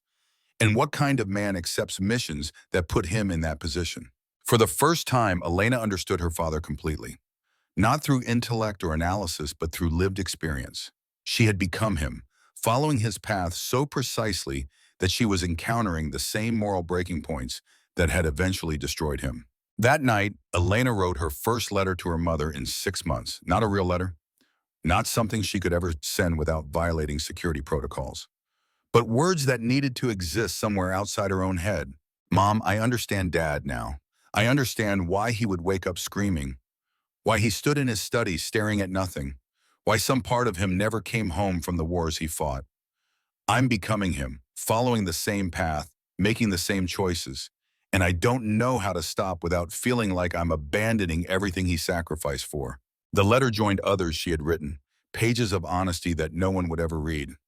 But writing them helped, creating a record of the person she was becoming, the person she feared she was losing. Dr. Foster's evaluation after Mission 18 was more direct than previous sessions. Elena, you're experiencing severe psychological distress, identity fragmentation, moral injury, dissociative episodes. These are the same symptoms your father showed before Ghost Alpha was terminated. I'm recommending immediate rotation to conventional duties. I haven't completed 23 missions yet. This isn't about matching your father's numbers. This is about preventing you from following his complete trajectory. including the ending. Elena met Foster's eyes. You think I'm suicidal?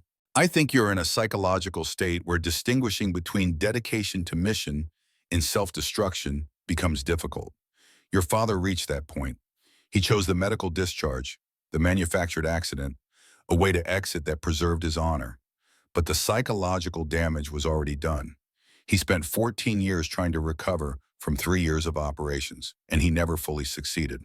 Then what was the point? If the program destroys everyone who participates, why did we restart it?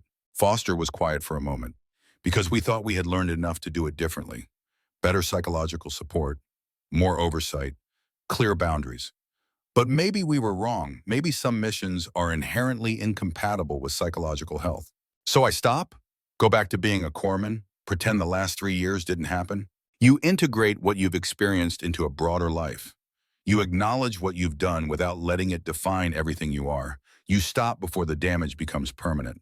Elena thought about Virginia Beach, about her mother's face, about the possibility of a life where she saved people instead of making them disappear. It sounded like heaven and felt like surrender. If I stop now, Elena said slowly, then my father's sacrifice was for nothing. Ghost Alpha destroyed him and achieved nothing permanent. If Wraith can't succeed where Alpha failed, then all of it was just waste, lives spent for no lasting purpose. Or, Foster replied, you could prove that recognizing when to stop is its own form of success. That survival and sanity matter more than arbitrary mission counts. That knowing your limits is strength, not weakness. The session ended with no decision made, but Harding was waiting outside Foster's office, his face grave. We have a situation, he said, new intelligence. There's a credible threat to Wraith 1. Elena felt something shift in her chest. After 3 years of being the hunter, the idea of becoming prey felt almost abstract. What kind of threat? What kind? Someone's hunting ghosts, a specialist who tracks deep cover operators. He's eliminated 4 Western snipers in the last 18 months. British, French, Israeli, Canadian, all killed in ways that look like accidents. And according to Signals Intelligence, he's been hired to find and eliminate an American female operator working in denied areas. He knows about me? He knows about the pattern, the impossible shots, the zero evidence, the female operator hypothesis. He's narrowed his search to 3 possible candidates. You're one of them. Harding paused. The other 2 are innocent. They're just female service members whose profiles happen to match some of the characteristics our operations have displayed. If he continues his hunt, he'll eventually identify and kill them just to be thorough. Elena felt the weight of it settling on her shoulders. Other women would die because of her success, because she had been so good at being invisible that someone had noticed the pattern of impossibility. Who is he? Elena asked. Russian, former Spetsnaz. Name is Dmitry Volkov. Harding pulled out a file, and he's very, very good at what he does. Elena took the file, seeing a photograph of a man in his 40s with gray at his temples and eyes that looked like they had seen too much. The caption identified him as Captain Dmitry Volkov, Alpha Group, retired. He's someone's son, Elena said quietly, the words surprising her even as she spoke them. Someone taught him to hunt, and now he's hunting me. The question is whether you're willing to hunt him first. Because if you're not, we need to extract you immediately and hope he doesn't find those other 2 women before we can protect them. Elena looked at the photograph again. Somewhere in Russia, Dmitry Volkov was probably looking at intelligence about her, trying to piece together who she was from the shadows she left behind. 2 hunters circling each other across continents. One of them would die. The mathematics of the situation were simple. I'll do it, Elena said, but this is the last mission. After Volkov, I'm done. I finish what my father started by stopping before it destroys me. Harding nodded slowly. Then let's make sure you survive long enough to retire. As Elena left the briefing, she thought about her father's final journal entry. Ghosts don't die, they wait. Maybe he had been wrong. Maybe ghosts could die. Maybe they could choose to stop haunting. But first, Elena had to survive a hunter who specialized in making ghosts disappear. The apartment in Virginia Beach looked exactly as Elena had left it 6 months earlier. But walking through the door felt like entering a stranger's home. The furniture was positioned correctly. Her books still lined the shelves in alphabetical order. The photographs of her mother and father still occupied their places on the walls. But the woman who had lived here, the Navy corpsman who had treated patients and jogged along the beach, seemed like a character from someone else's story. Elena set down her single bag and stood in the silence. No distant sounds of gunfire, no call to prayer echoing across desert landscapes. No need to calculate sight lines and escape routes. Just the quiet hush of waves against sand and the muted sounds of neighbors living ordinary lives in the building around her. Colonel Harding had arranged her rotation back to conventional duties with the same efficiency he brought to mission planning.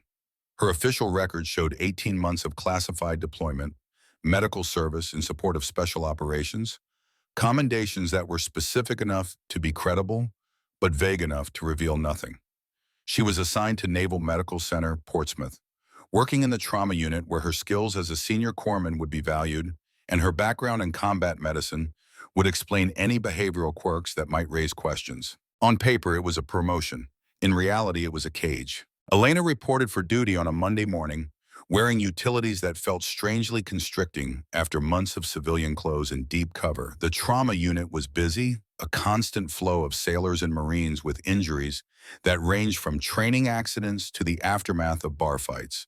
The work was competent and professional, overseen by doctors who knew their business and supported by corpsmen who took pride in their skills. It should have felt like coming home. Instead, Elena found herself constantly scanning for threats that didn't exist, analyzing sight lines in hospital corridors, identifying positions that would offer tactical advantage if the building came under attack.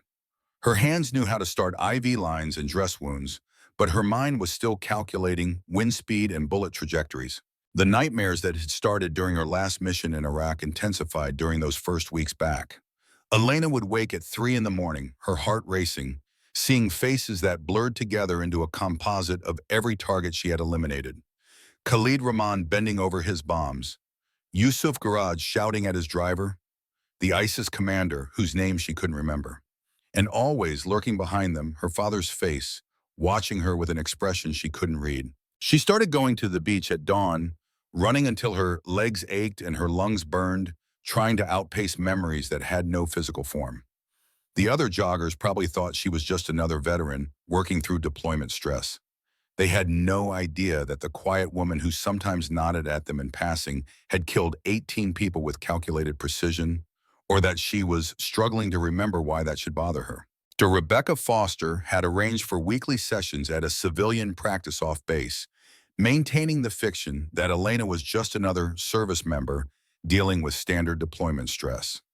The office was in a converted house in a quiet neighborhood, decorated with the kind of soothing colors and comfortable furniture that was supposed to put patients at ease. "You're showing classic symptoms of hypervigilance," Foster observed during their third session. "Constant environmental scanning, threat assessment, inability to relax in civilian spaces. Your nervous system is still operating in combat mode even though the combat has ended." "I know what hypervigilance is," Elena replied, hearing the edge in her own voice. "I can diagnose it. I just can't stop it. Because part of you doesn't want to stop. Part of you believes that lowering your guard means vulnerability, and vulnerability means death. That's what deep cover operations do to the psyche. They rewire your threat response until you can't distinguish between genuine danger and normal civilian life." Elena stared at a painting on Foster's wall, an abstract piece that might have been a sunset or might have been nothing at all. "My father lived with this for 14 years after he left Ghost Alpha. Did it ever get better for him?" Foster was quiet for a moment. "Your mother would know better than me. But from what I observed during the times I spoke with David after the program ended, I'd say he learned to manage it rather than overcome it. He built routines that gave him structure. He focused on being present for you and your mother. But there were always moments when you could see him slip back into operator mode when something would trigger that hypervigilance, and he'd become someone else for a few seconds before pulling himself back. So this is permanent. What I've become, it doesn't fade, it just gets managed. That's true for most people who've done what you've done. The experiences change you at a neurological level. Your brain has been trained to process threats and respond with lethal precision. Those neural pathways don't disappear just because you're no longer in operational environments. But Elena, and this is important, being changed doesn't mean being broken. You can integrate these experiences into a full life. You can be both the person who completed those missions and the person who saves lives in a trauma unit. The question is whether you're willing to do the work of integration. Elena thought about the letter she had written to her mother, the one that sat in a locked box in her apartment along with her father's journal. Words that documented her transformation from healer to killer, from daughter to ghost. What if integration means accepting that I'm capable of things that horrify me? What if the truth is that I'm good at killing people, and some part of me found satisfaction in that skill? Then you acknowledge that truth and choose what to do with it. Being capable of violence doesn't make you evil, Elena. It makes you human.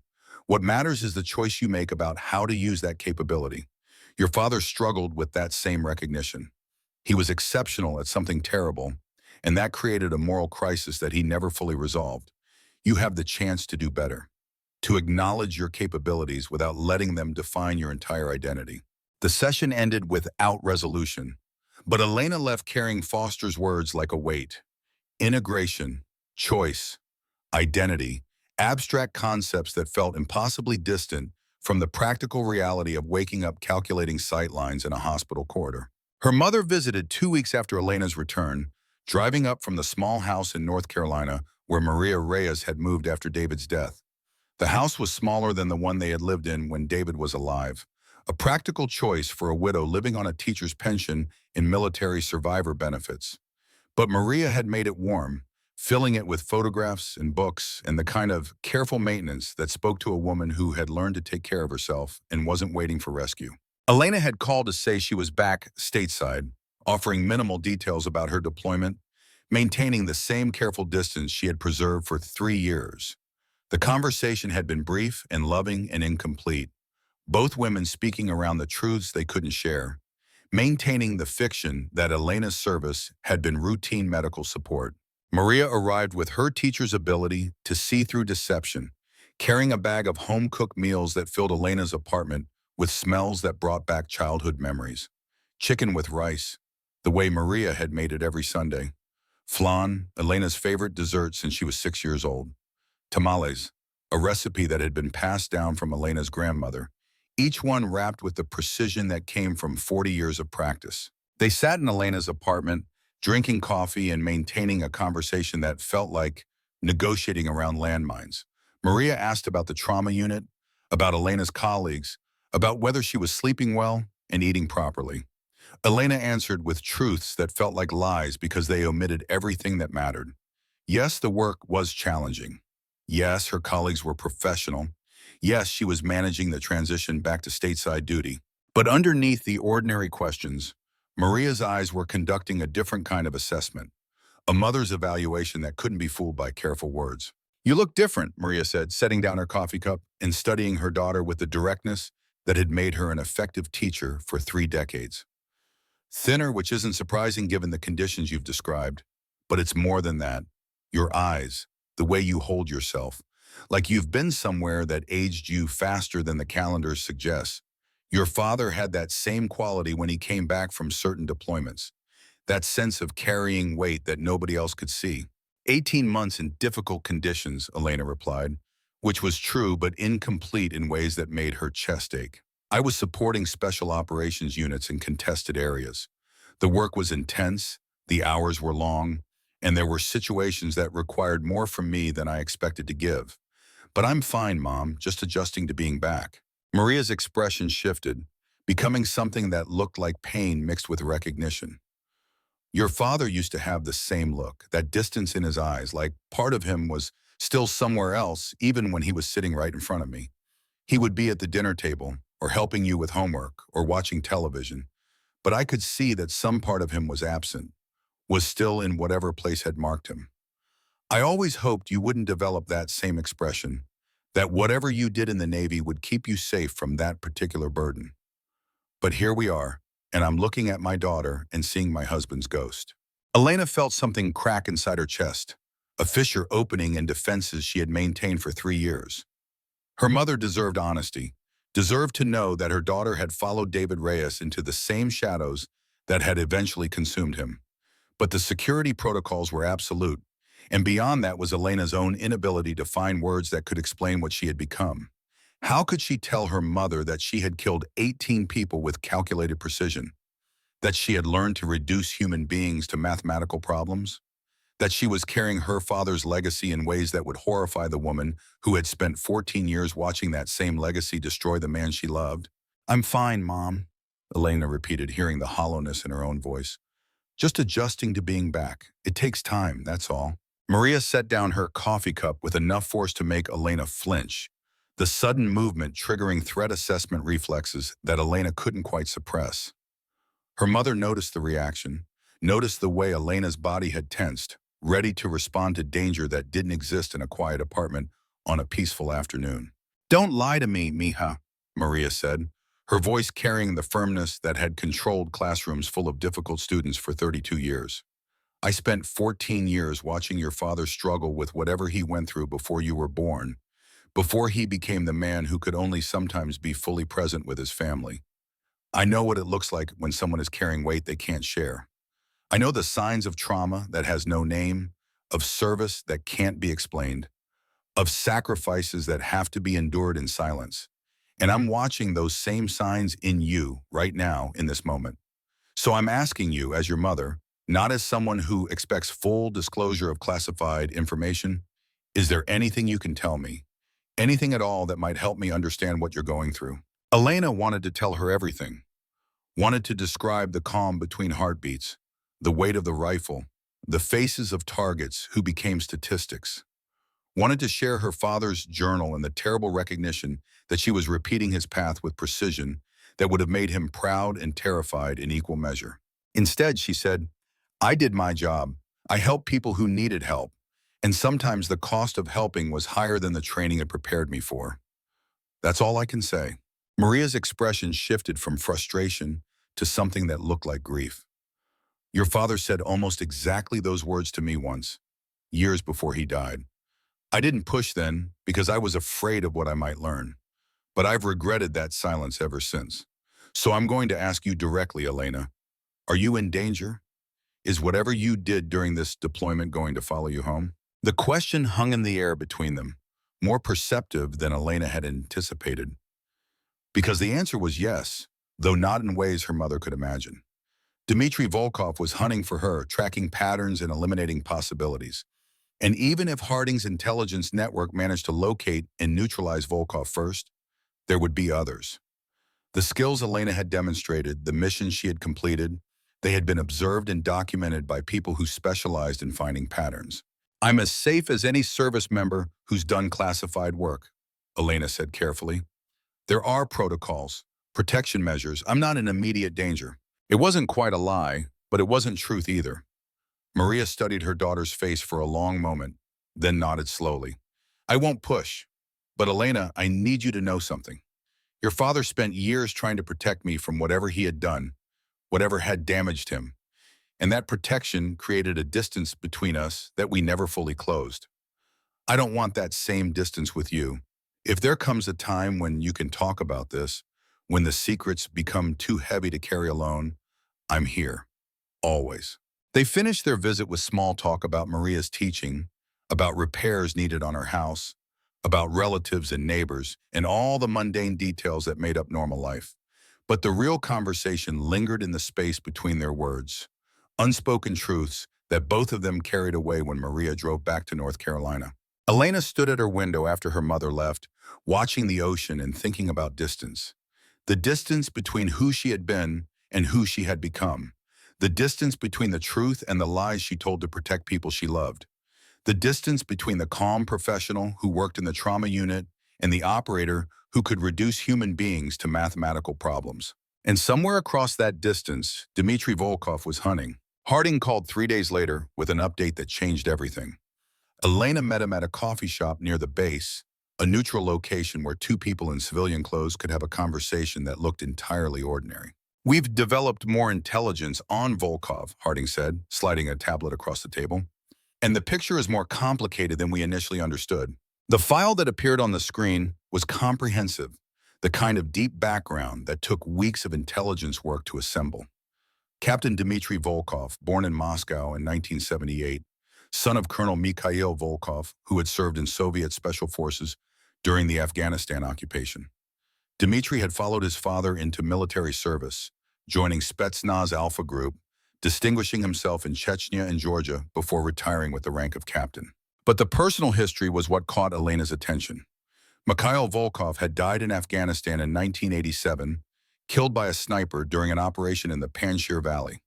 The shooter had never been identified, but Soviet intelligence had attributed the kill to a CIA-trained Mujahideen fighter, possibly an American advisor operating in the region. "He's hunting ghosts because one killed his father," Elena said quietly, understanding dawning. "This isn't just professional, it's personal." Harding nodded. Dmitry Volkov has spent his entire adult life studying the tactics of Western deep cover operatives. He developed techniques for tracking operators who thought they were invisible. And according to our sources, he believes the American Ghost program that operated in Afghanistan during the Soviet occupation was the same program that eventually became Ghost Alpha. Was it? We don't know. The CIA ran multiple programs during that period, and the documentation is fragmented at best. But Volkov believes it was continuous, and he's convinced that the current Wraith program is a direct descendant of the operation that killed his father. In his mind, eliminating you isn't just removing a threat. It's completing a vendetta that's lasted 35 years. What the intelligence file didn't capture, what couldn't be reduced to bullet points and factual summaries, was the human story behind Dmitry Volkov's obsession. Harding had additional information, details that painted a portrait of a man shaped by loss in ways that paralleled Elena's own journey.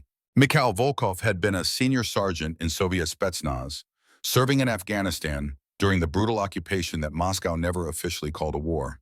He had been a scout sniper, one of the men who moved ahead of Soviet convoys to identify and eliminate threats. By all accounts, he was exceptional at his work, credited with over 40 confirmed eliminations of Mujahideen fighters. In September of 1987, Mikhail's unit was operating in the Panjshir Valley, conducting reconnaissance ahead of a major Soviet offensive. The operation should have been routine, or as routine as anything could be, in a war that was slowly destroying the Soviet military's reputation for invincibility. But someone had been watching Mikhail, studying his patterns, learning his techniques.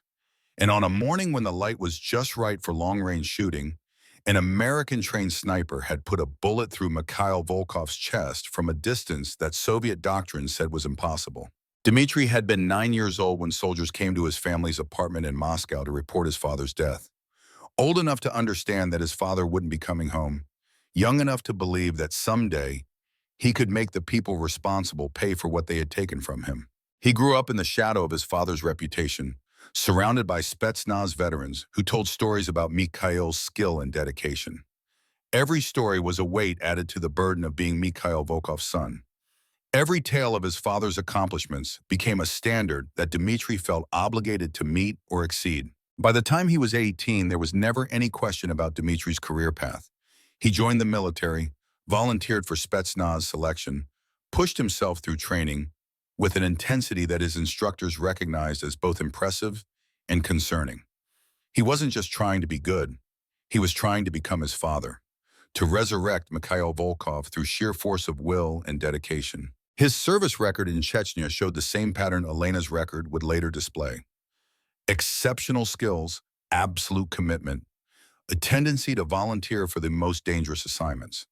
But there was something else, a focus on hunting enemy snipers that went beyond normal operational priorities. Dmitry collected intelligence on Chechen marksmen the way some soldiers collected medals. He studied their techniques, learned their patterns, and eliminated them with a methodical precision that earned him both respect and wariness from his fellow operators. After Chechnya, Dmitry spent years in what Russian military records euphemistically called special assignments. The details were classified, but intelligence analysis suggested he had been hunting Western operatives who had been training anti-Russian forces in former Soviet republics. A British SAS sergeant found dead in Georgia, circumstances officially termed a training accident. A French DGSE officer who disappeared in Tajikistan and was never found. An Israeli Sayeret Matkal operator killed in what local authorities called a random robbery in Kazakhstan. The pattern was clear to anyone looking for it. Dmitry Volkov had turned himself into a ghost hunter, a specialist who tracked down the invisible operators that Western nations used to conduct warfare by proxy. And with each successful hunt, He was moving closer to his ultimate goal, finding and eliminating the American program that had killed his father. Harding showed Elena photographs that had been assembled from various intelligence sources. Dmitri at different ages, in different contexts. A young Spetsnaz officer with hard eyes and his father's features. A man in civilian clothes at what might have been a funeral, his expression suggesting grief that had calcified into something harder. A recent image captured by surveillance in Germany, showing a middle-aged man who could have been anyone, completely unremarkable except for the intensity visible in his posture. He's been preparing for this hunt his entire adult life, Harding explained. Every operator he's eliminated has been practice, refinement of techniques, learning from success and failure. When he identified the pattern of Wraith One's operations, when he realized there was a female operator conducting missions that matched his father's killer's methodology, it became personal in a way his previous hunts never were. Elena stared at Volkov's photograph, seeing not just an enemy, but a mirror. Both of them children of dead snipers, both carrying legacies they hadn't chosen, both trying to finish wars that their fathers had started. The symmetry was almost painful in its clarity. He thinks killing me will honor his father's memory, Elena said. The same way I thought completing the Wraith program would honor mine. We're fighting the same battle from opposite sides. That recognition could be dangerous, Harding warned. If you start seeing Volkov as a sympathetic figure, if you empathize too deeply with his motivations, it might compromise your ability to do what needs to be done. Or it might help me predict him better than any intelligence analysis ever could, because I understand exactly what drives him. It's the same thing that drove me to accept missions I knew were destroying me. The need to prove that our fathers' deaths meant something, that their sacrifices weren't wasted on children who couldn't measure up to their legacies. The conversation shifted to operational planning, but Elena couldn't stop thinking about the parallel between her journey and Volkov's. Two people shaped by loss, trained to kill, convinced that violence could somehow honor the dead. It was a trap, she realized, a psychological cage built from love and grief and the terrible weight of trying to make meaning out of meaningless deaths. Her father hadn't died to give her a mission. He had died because the work he did broke something essential inside him, and he couldn't figure out how to fix it. And Volkov's father hadn't died to inspire a vendetta. He had died because war consumed people without caring about the children they left behind. But understanding the trap didn't make it any easier to escape. Elena was committed to this final mission, and Volkov was committed to his hunt. They were moving toward each other with the inevitability of gravitational forces, two objects whose trajectories had been set decades before they were born. Elena studied the photograph of Volkov. He had his father's eyes, the same intensity that suggested a man who didn't do anything halfway. If he's that committed, if this is about avenging his father, then he won't stop until he succeeds or dies trying. That's our assessment, Harding agreed, which means we have two options. We can extract you, put you in protective custody, and hope our counterintelligence operations neutralize Volkov before he identifies you. Or we can turn you back into an active operator for one final mission. Use yourself as bait to draw Volkov out, then eliminate him before he can complete his hunt. And the two other women he's identified as possible targets? If we extract you, we can provide some protection for them, but Volkov is patient and resourceful. Eventually, he'll find ways to test his theories. And if those tests involve killing innocent service members just to see if we react, then we'll have deaths on our hands that could have been prevented. Elena felt the familiar weight settling on her shoulders, the same sense of responsibility that had driven every decision since Syria. Other people's lives depending on her choices. Other people's deaths becoming her burden to prevent or accept. There's something else you need to know, Harding continued. One of the women Volkov has identified is Lieutenant Sarah Torres. You knew her during corpsman training. The name hit Elena like a physical blow. Sarah Torres, who had been 2 years behind Elena at the Navy's hospital corpsman school, who had looked up to Elena as a mentor, who had sent Christmas cards with pictures of her family even after they were assigned to different units. Sarah had 2 children, a husband who was also in the Navy, and dreams of becoming a physician's assistant after her service ended. She fits the profile because she served with SEAL teams and speaks Arabic, Harding said. Her background is similar enough to yours that Volkov's analysis flagged her as a high-probability candidate. If we don't stop him, he'll eventually test that theory, and his tests tend to be fatal. Elena closed her eyes, seeing Sarah's face, thinking about those Christmas card photos with two small children smiling at the camera. How long do we have before Volkov makes his move? Unknown. Our intelligence suggests he's currently in Germany, tracking the third potential candidate. But he could shift focus at any time, days, maybe weeks, not longer than that. The decision Elena faced wasn't really a decision at all.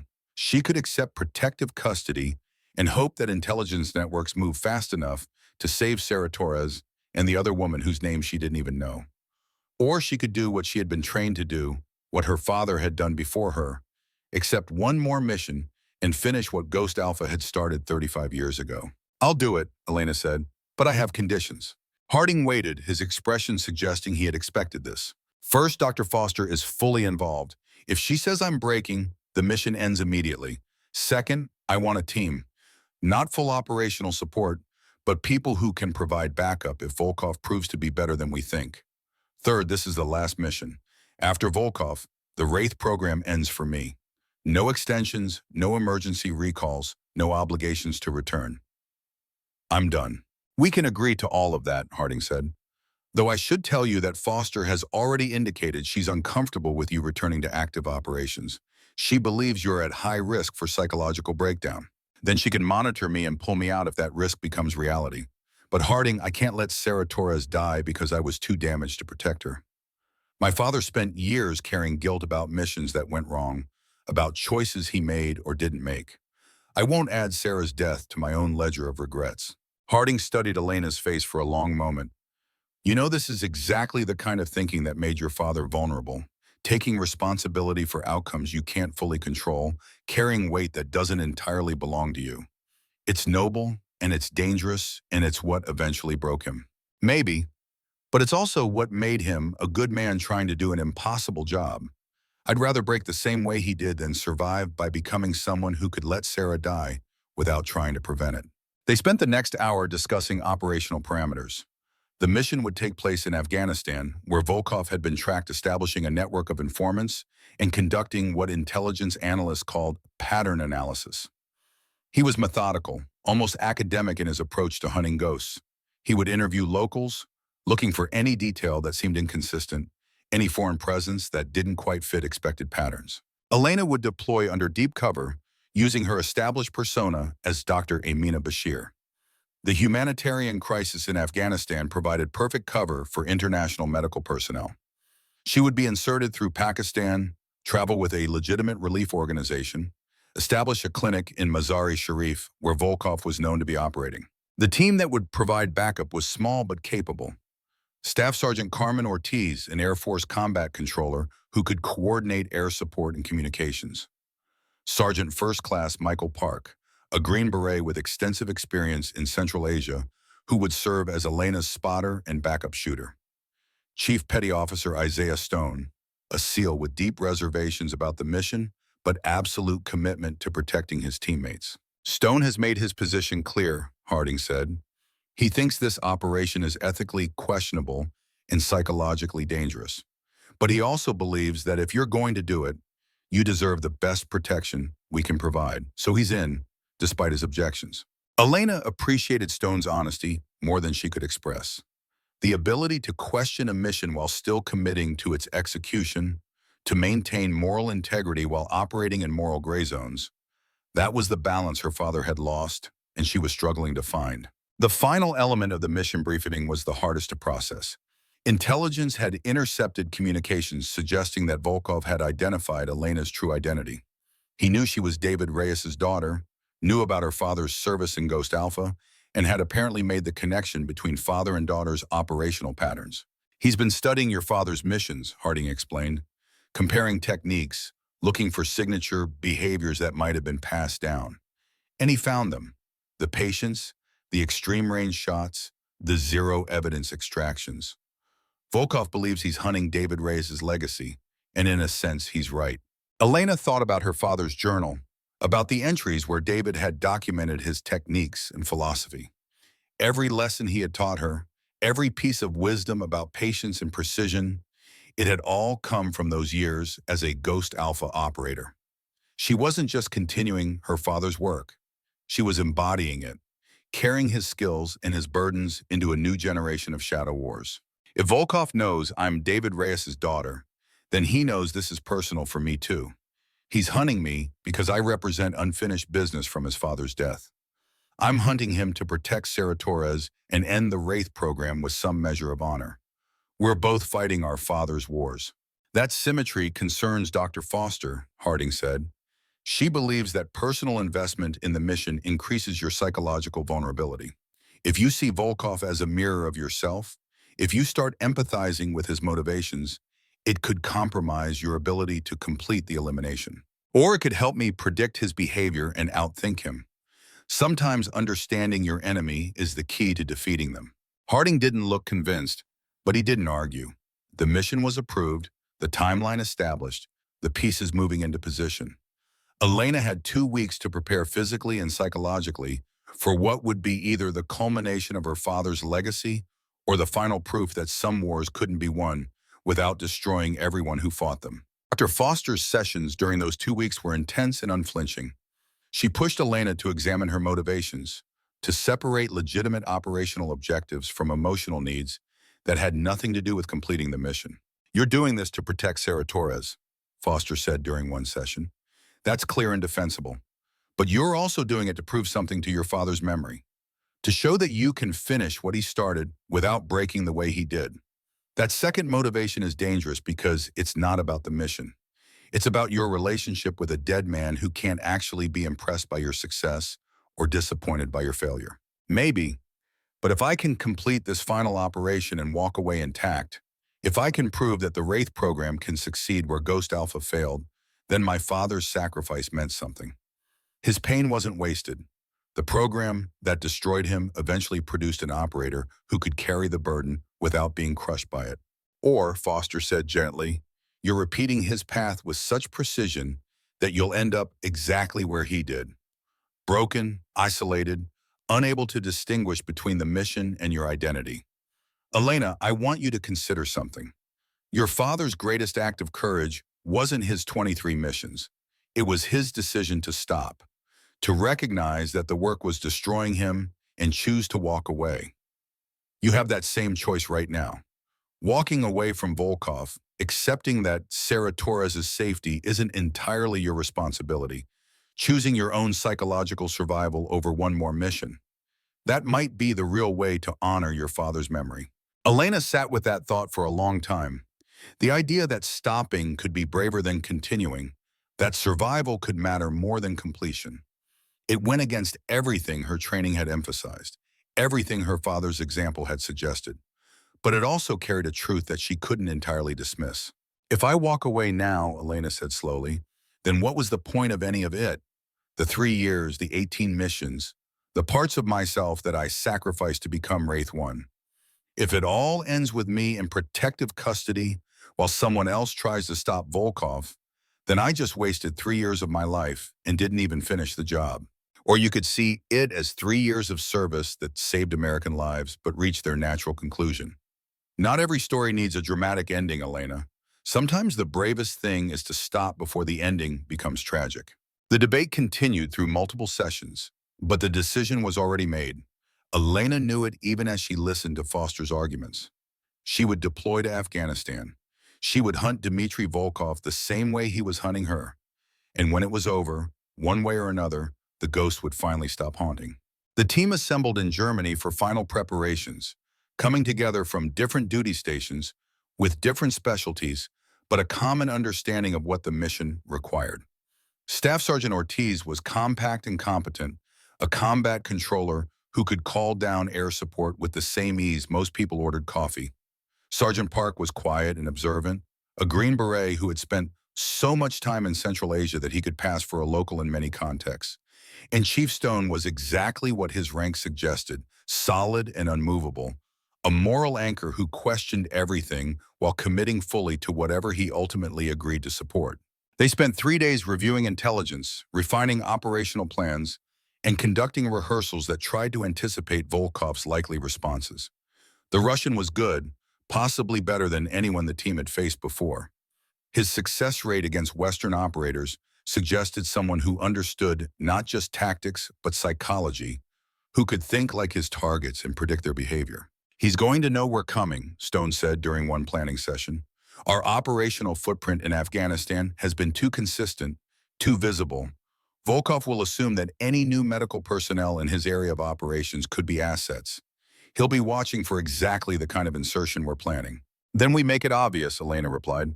We don't try to hide Dr. Amina Bashir's presence. We make her visible, legitimate, exactly what she claims to be. A genuine medical professional doing genuine humanitarian work. And we let Volkov come to us rather than trying to hunt him. Park nodded slowly. Use yourself as bait. Let him conduct his surveillance. Let him convince himself that you're either Wraith 1 or not. Either way, he reveals his position and methods. And when he reveals himself, Ortiz added, we have sufficient overwatch and communications to ensure he doesn't get a clean shot at you. This becomes a trap disguised as an opportunity. The plan had elegance and danger in equal measure. Elena would establish her clinic, treat genuine patients, become a fixture in the community. The team would maintain invisible surveillance, tracking Volkov's investigation, ready to intervene if he moved from observation to action. And at some point, when the pieces were positioned correctly, Elena would force a confrontation that would end with either Volkov's elimination or her own. Stone pulled Elena aside after the planning session, his expression troubled. I need you to understand something. This mission sits wrong with me. We're essentially using you as bait to lure another operator into a kill zone. That's not how we're supposed to work. We protect our people. We don't dangle them in front of threats and hope our backup is fast enough. I know, but do you have a better option that protects Sarah Torres and the other women Volkov has identified? Stone was quiet for a moment. No, which is why I'm going despite my objections. But Elena, I'm also going to say something that might sound like insubordination. If at any point during this operation I believe you're being sacrificed for mission objectives, if I think command is willing to let you die to get Volkov, I will abort and extract you whether Harding approves or not. You're not bait, you're a person, and I won't let anyone forget that. Elena felt something tighten in her chest, gratitude mixed with grief. Stone's commitment to her humanity, his refusal to reduce her to operational assets, it was exactly the kind of moral clarity her father had needed and never received. Thank you, and if you have to make that call, I'll trust your judgment. The insertion into Afghanistan went exactly as planned, which meant it was tense and exhausting, but ultimately successful. Elena crossed from Pakistan with a relief convoy, her credentials genuine, her cover solid. She established her clinic in a neighborhood of Mazar-e-Sharif that had limited medical services and a population desperate for any kind of health care. The work was immediately overwhelming. Dysentery, malaria, infected wounds from violence both recent and chronic, children suffering from malnutrition, women dying from preventable complications in pregnancy. Elena threw herself into the medical work with an intensity that surprised even her, treating patients with the same focus she had once brought to eliminating targets. And somewhere in the city, Dmitry Volkov was watching, analyzing, trying to determine if Dr. Amina Bashir was just another humanitarian worker or the ghost he had been hunting across 3 continents. The game had begun, and Elena Reyes, who had spent 3 years learning to be invisible, was now making herself as visible as possible, trusting that her team and her training would keep her alive long enough to finish her father's war. The heat in Mazar-e-Sharif was different from other places Elena had operated. It wasn't the dry furnace blast of the southern deserts or the humid weight of coastal regions. This was a penetrating heat that seemed to find its way through walls and fabric, settling into bones and making every breath feel like work. The clinic Elena had established occupied the ground floor of a building that had survived decades of war through luck or divine intervention. The walls showed scars from bullets and shrapnel, repaired with whatever materials had been available at the time, creating a patchwork history of conflict written in concrete and plaster. Dr. Amina Bashir's medical practice was genuine in every detail that mattered. Elena treated real patients with real conditions, dispensing medications that she had brought from Pakistan, performing minor surgeries with equipment that American veterinarians would have rejected as inadequate. The work was exhausting and necessary and completely authentic. The humanitarian organization that sponsored her presence believed she was exactly who she claimed to be, a Pakistani-American physician committed to serving populations that had been abandoned by functional healthcare systems. But beneath the genuine medical work, Elena was conducting a different kind of operation. Every patient who came through the clinic was assessed not just for their health needs, but for the intelligence they might provide. Who controlled which neighborhoods? Which families had connections to Taliban leadership? Where did foreign fighters gather?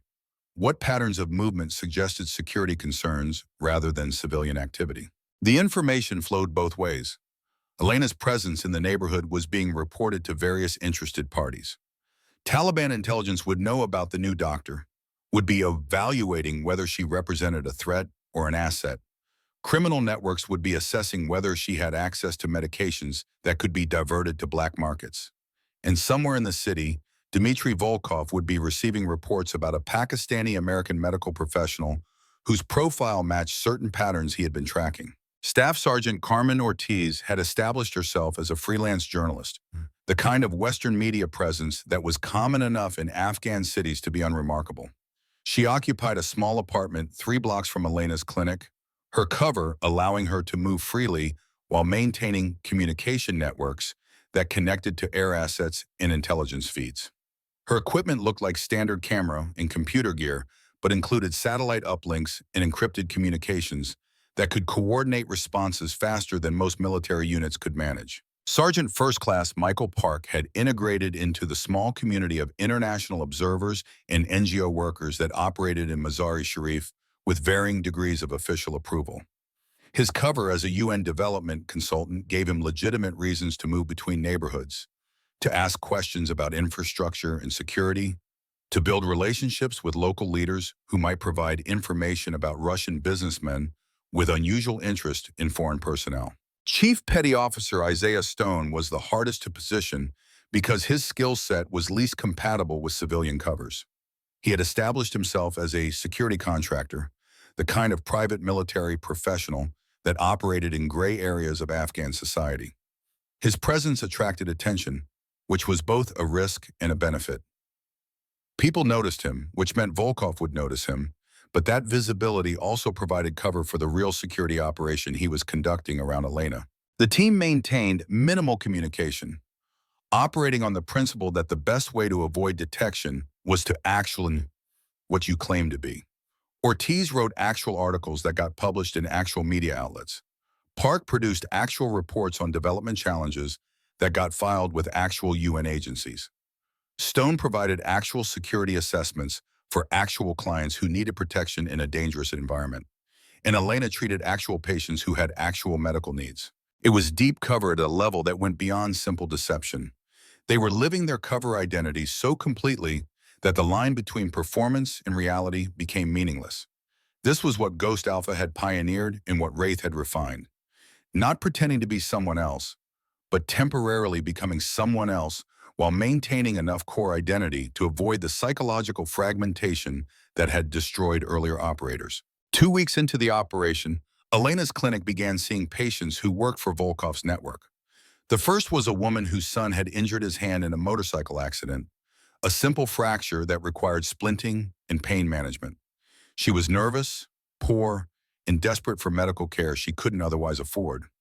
Elena treated the injury with professional competence, speaking Pashto with an accent that suggested American education, charging nothing because that was Dr. Bashir's policy for patients who couldn't pay.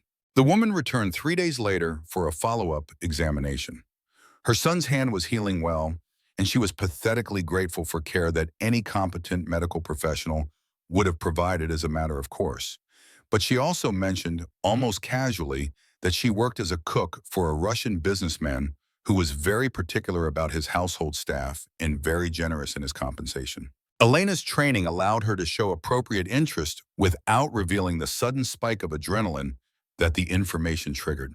A Russian businessman in Mazar-e-Sharif, employing local staff, maintaining a visible presence. It fit the profile of how Volkov would establish himself in the area.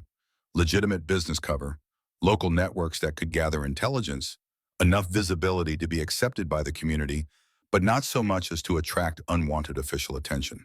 Over the following days, Elena treated 2 more members of Volkov's household staff. A driver with chronic back pain from years of navigating Afghanistan's terrible roads.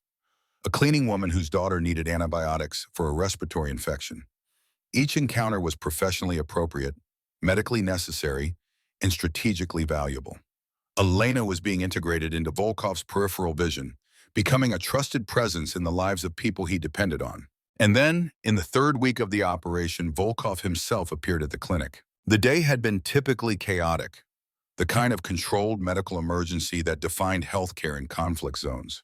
The clinic had opened at dawn to find 15 people already waiting, a number that had grown to 40 by mid-morning. Elena had treated an elderly man for infected shrapnel wounds that dated back to Soviet occupation, fragments of Russian artillery that had been embedded in his leg for 37 years and were only now causing complications that antibiotics could barely control. She had delivered medications to a pregnant woman whose malnutrition was threatening both her life and her unborn child, trying to explain through an interpreter that food was as important as medicine, while knowing that food was exactly what the woman couldn't afford. She had set the broken arm of a 10-year-old boy who had fallen from a roof while helping his father with repairs. The bone fractured in ways that would heal crooked without proper casting, but would heal nonetheless because human bodies were resilient even when circumstances were not. By mid-afternoon, Elena was exhausted in ways that went beyond simple physical fatigue. Her pashto was beginning to slip slightly as tiredness degraded the linguistic precision that required constant mental effort to maintain. Her shoulders ached from bending over patients in positions that were never quite ergonomically correct. And her mind was starting to show the kind of scattered attention that came from making dozens of rapid medical decisions without adequate time to verify or reconsider. She was reviewing patient files at the small reception desk, trying to determine which cases needed immediate follow-up and which could wait another day, when the door opened and the atmosphere in the crowded waiting room changed in ways that only someone with her training would notice. Conversations didn't stop exactly, but they became more careful. Eyes that had been looking at phones or magazines or simply staring at walls in the patience of people who had learned to wait for everything suddenly found other directions to focus. The man who entered was unremarkable in the way that professional operators often were, a quality of studied averageness that drew no attention precisely because it fit every statistical norm. Medium height, perhaps 5'9" or 10, which was normal for a man of Russian heritage. Medium build, neither heavy nor thin, the kind of physique that came from regular exercise without obsessive fitness culture. He wore local clothing that fit him well enough to suggest he had been in Afghanistan for months rather than days, the fabric showing appropriate wear and the style matching what middle-class Afghan men favored. His beard was full and dark in the way that suggested religious observance or simply local custom, trimmed to a length that looked natural rather than carefully maintained. But his eyes were what marked him for anyone trained to notice such details. They moved through the room with systematic precision, starting at the door and working method-wise through the space, evaluating every person and object with the kind of rapid assessment that came from years of tactical training. He was cataloging threats, identifying exits, noting positions that would offer tactical advantage if the situation deteriorated into violence. Elena recognized the pattern because her own eyes were doing exactly the same thing from behind the professional facade of Dr. Amina Bashir's medical concern. Their gazes met for perhaps 2 seconds, long enough for both of them to register recognition without quite acknowledging what they were seeing. Elena felt her heartbeat accelerate slightly, a physiological response to threat that her training helped her control but couldn't entirely suppress.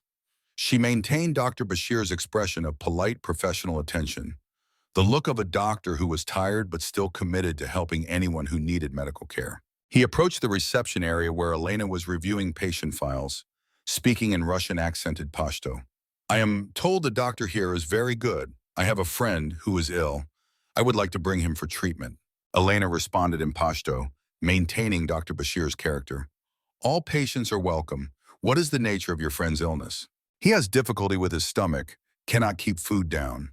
This has been happening for several days." They discussed symptoms with the kind of detailed back and forth that any doctor would have with a concerned friend. But beneath the medical conversation, another dialogue was occurring. Volkov was studying Elena's face, her mannerisms, her responses to questions. He was comparing what he saw against profiles and patterns he had been analyzing for months. And Elena was doing the same, measuring the man in front of her against intelligence briefs and psychological assessments, trying to determine how much he suspected and what he planned to do about those suspicions. The conversation lasted less than 5 minutes. Volkov arranged to bring his sick associate to the clinic the following day, thanked Elena with perfect politeness, and left. But in those 5 minutes, both of them had conducted evaluations that would determine whether the next encounter would be professional or lethal. Elena maintained her composure through the rest of the clinic day, treating patients with the same focused attention she had shown before Volkov's visit. But her mind was racing, analyzing every detail of the interaction, every word and gesture and subtle cue. He had been testing her. That much was clear. The question was whether she had passed the test or failed it in ways that would trigger his next move. That evening, Elena met with her team in a secure location that Ortiz had established in a warehouse on the edge of the city. The space was ostensibly used for storing agricultural equipment, but it provided privacy for conversations that couldn't be conducted through electronic means. That was Volkov, Elena said without preamble. He came to the clinic, made up a story about a sick friend. He was evaluating me, trying to determine if I match his profile for Wraith 1. Stone's expression darkened. If he's made contact, he's further along in his analysis than we hoped. He might be planning a test, something designed to confirm his suspicions. Or he might still be uncertain, Park countered. One visit to a medical clinic doesn't prove anything. If he was confident you were his target, he would have acted differently. This felt like reconnaissance, not preparation for an operation. Ortiz pulled up surveillance footage on her laptop, images captured from cameras she had positioned around the clinic's neighborhood. I got clear photos of him entering and leaving. Ran facial recognition against our intelligence database. 97% confidence match for Dmitry Volkov. He's not trying to hide his presence, which suggests he's comfortable operating openly here. Elena studied the photographs, seeing her adversary with the clarity that came from direct observation rather than intelligence briefings. Volkov looked tired in these images, carrying weight that went beyond physical exhaustion. He had the expression of a man who had been hunting for a long time and was beginning to wonder if the prey he sought actually existed. He's having doubts, Elena said, the realization crystallizing as she spoke. He's been chasing ghosts for months, following patterns that keep dissolving when he gets close. Part of him is starting to question whether Wraith 1 is even real or just another intelligence phantom that exists only in analysis reports. That doubt could make him careless, Stone observed, or it could make him more dangerous. People who are uncertain tend to test their theories more aggressively. The team spent hours reviewing options and refining contingency plans. If Volkov was testing Elena's cover, they needed to ensure that Dr. Amina Bashir remained absolutely convincing. But they also needed to be prepared for the possibility that Volkov had already made his determination and was planning some kind of confirmation operation that would be difficult to survive without revealing Elena's true capabilities. The sick friend arrived at the clinic the next day, accompanied by Volkov. The patient was a Taliban intelligence officer named Aziz, a man whose presence in Mazar-e-Sharif represented the complex web of relationships that defined Afghan politics. Officially, Aziz worked for the Taliban government.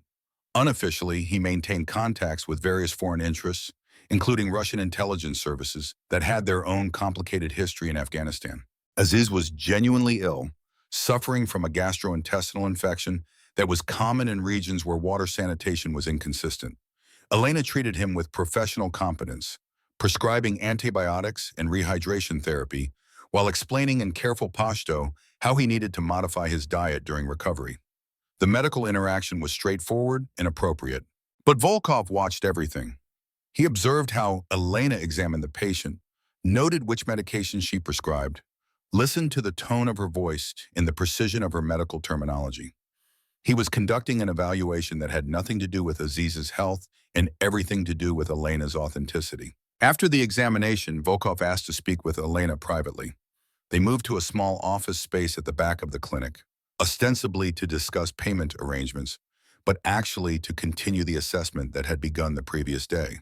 "You remind me of someone," Volkov said, speaking in English now, testing her linguistic range. "Your professionalism, your focus, like military training underneath the medical credentials." Elena responded in English with Dr. Bashir's accent, the kind of Pakistani-American speech pattern she had practiced for months. Many doctors in Pakistan receive some military exposure. It's common to serve in army hospitals as part of medical education. Perhaps that's what you're noticing. Perhaps, Volkov agreed. Or perhaps you're one of those rare doctors who also knows how to fight. Afghanistan needs such people, healers who can also protect themselves. The conversation was layered with meaning that neither of them could directly acknowledge. Volkov was probing for reactions, for any slip in Elena's cover that might confirm his theories. Elena was maintaining her character while trying to understand his intentions. They were conducting psychological warfare through pleasantries about medical practice and safety in conflict zones. "I'm just a doctor," Elena said with the firmness of someone who had explained this truth many times.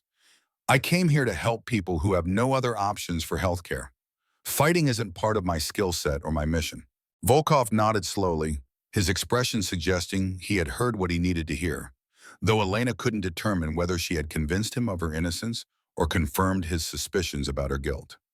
He thanked her for treating Aziz, paid the modest fee she charged, and left with the kind of polite formality that could mean anything. The team's after-action assessment that evening was tense. Elena had maintained her cover perfectly, but Volkov's questioning suggested he was narrowing his investigation. The mention of military training, the shift to English, the careful observation of her responses, all indicated that he was building a case in his mind about who Dr. Amina Bashir might actually be. "He's going to test you," Stone said flatly. "Create a situation that forces you to react in ways that reveal your real training. It's what I would do if I was trying to confirm whether someone was an operator pretending to be a civilian." "Then we need to control the test," Elena replied. "Create a scenario that he thinks he's orchestrating, but that we've actually designed. Let him believe he's confirming his suspicions while we're positioning him for the final operation." The plan they developed over the following days was elegant and dangerous. Elena would arrange to travel outside the city to receive medical supplies, a trip that Dr. Bashir would legitimately need to make. The route would take her through areas where an ambush would be tactically feasible, creating an opportunity for Volkov to observe how she responded to a threat. If she reacted like a civilian doctor, it would potentially clear her from suspicion. If she reacted like a trained operator, it would confirm what Volkov already suspected. But the team would control the actual threat, using Stone and Park to create a situation that looked dangerous but was actually choreographed.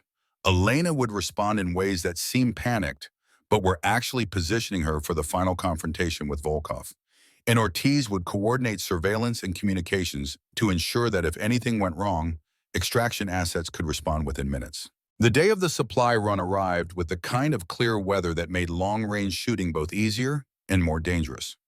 Elena drove the clinic's aging Toyota Land Cruiser along a mountain road that had been built by Soviet engineers 40 years earlier and had received minimal maintenance since. The vehicle was reliable enough but showed its age in every rattle and squeak. She was alone in the vehicle, which was both tactically risky and necessary for the credibility of her cover. Dr. Bashir wouldn't travel with security personnel. She would rely on the general understanding that medical workers were neutral parties, protected by conventions that most armed groups respected most of the time.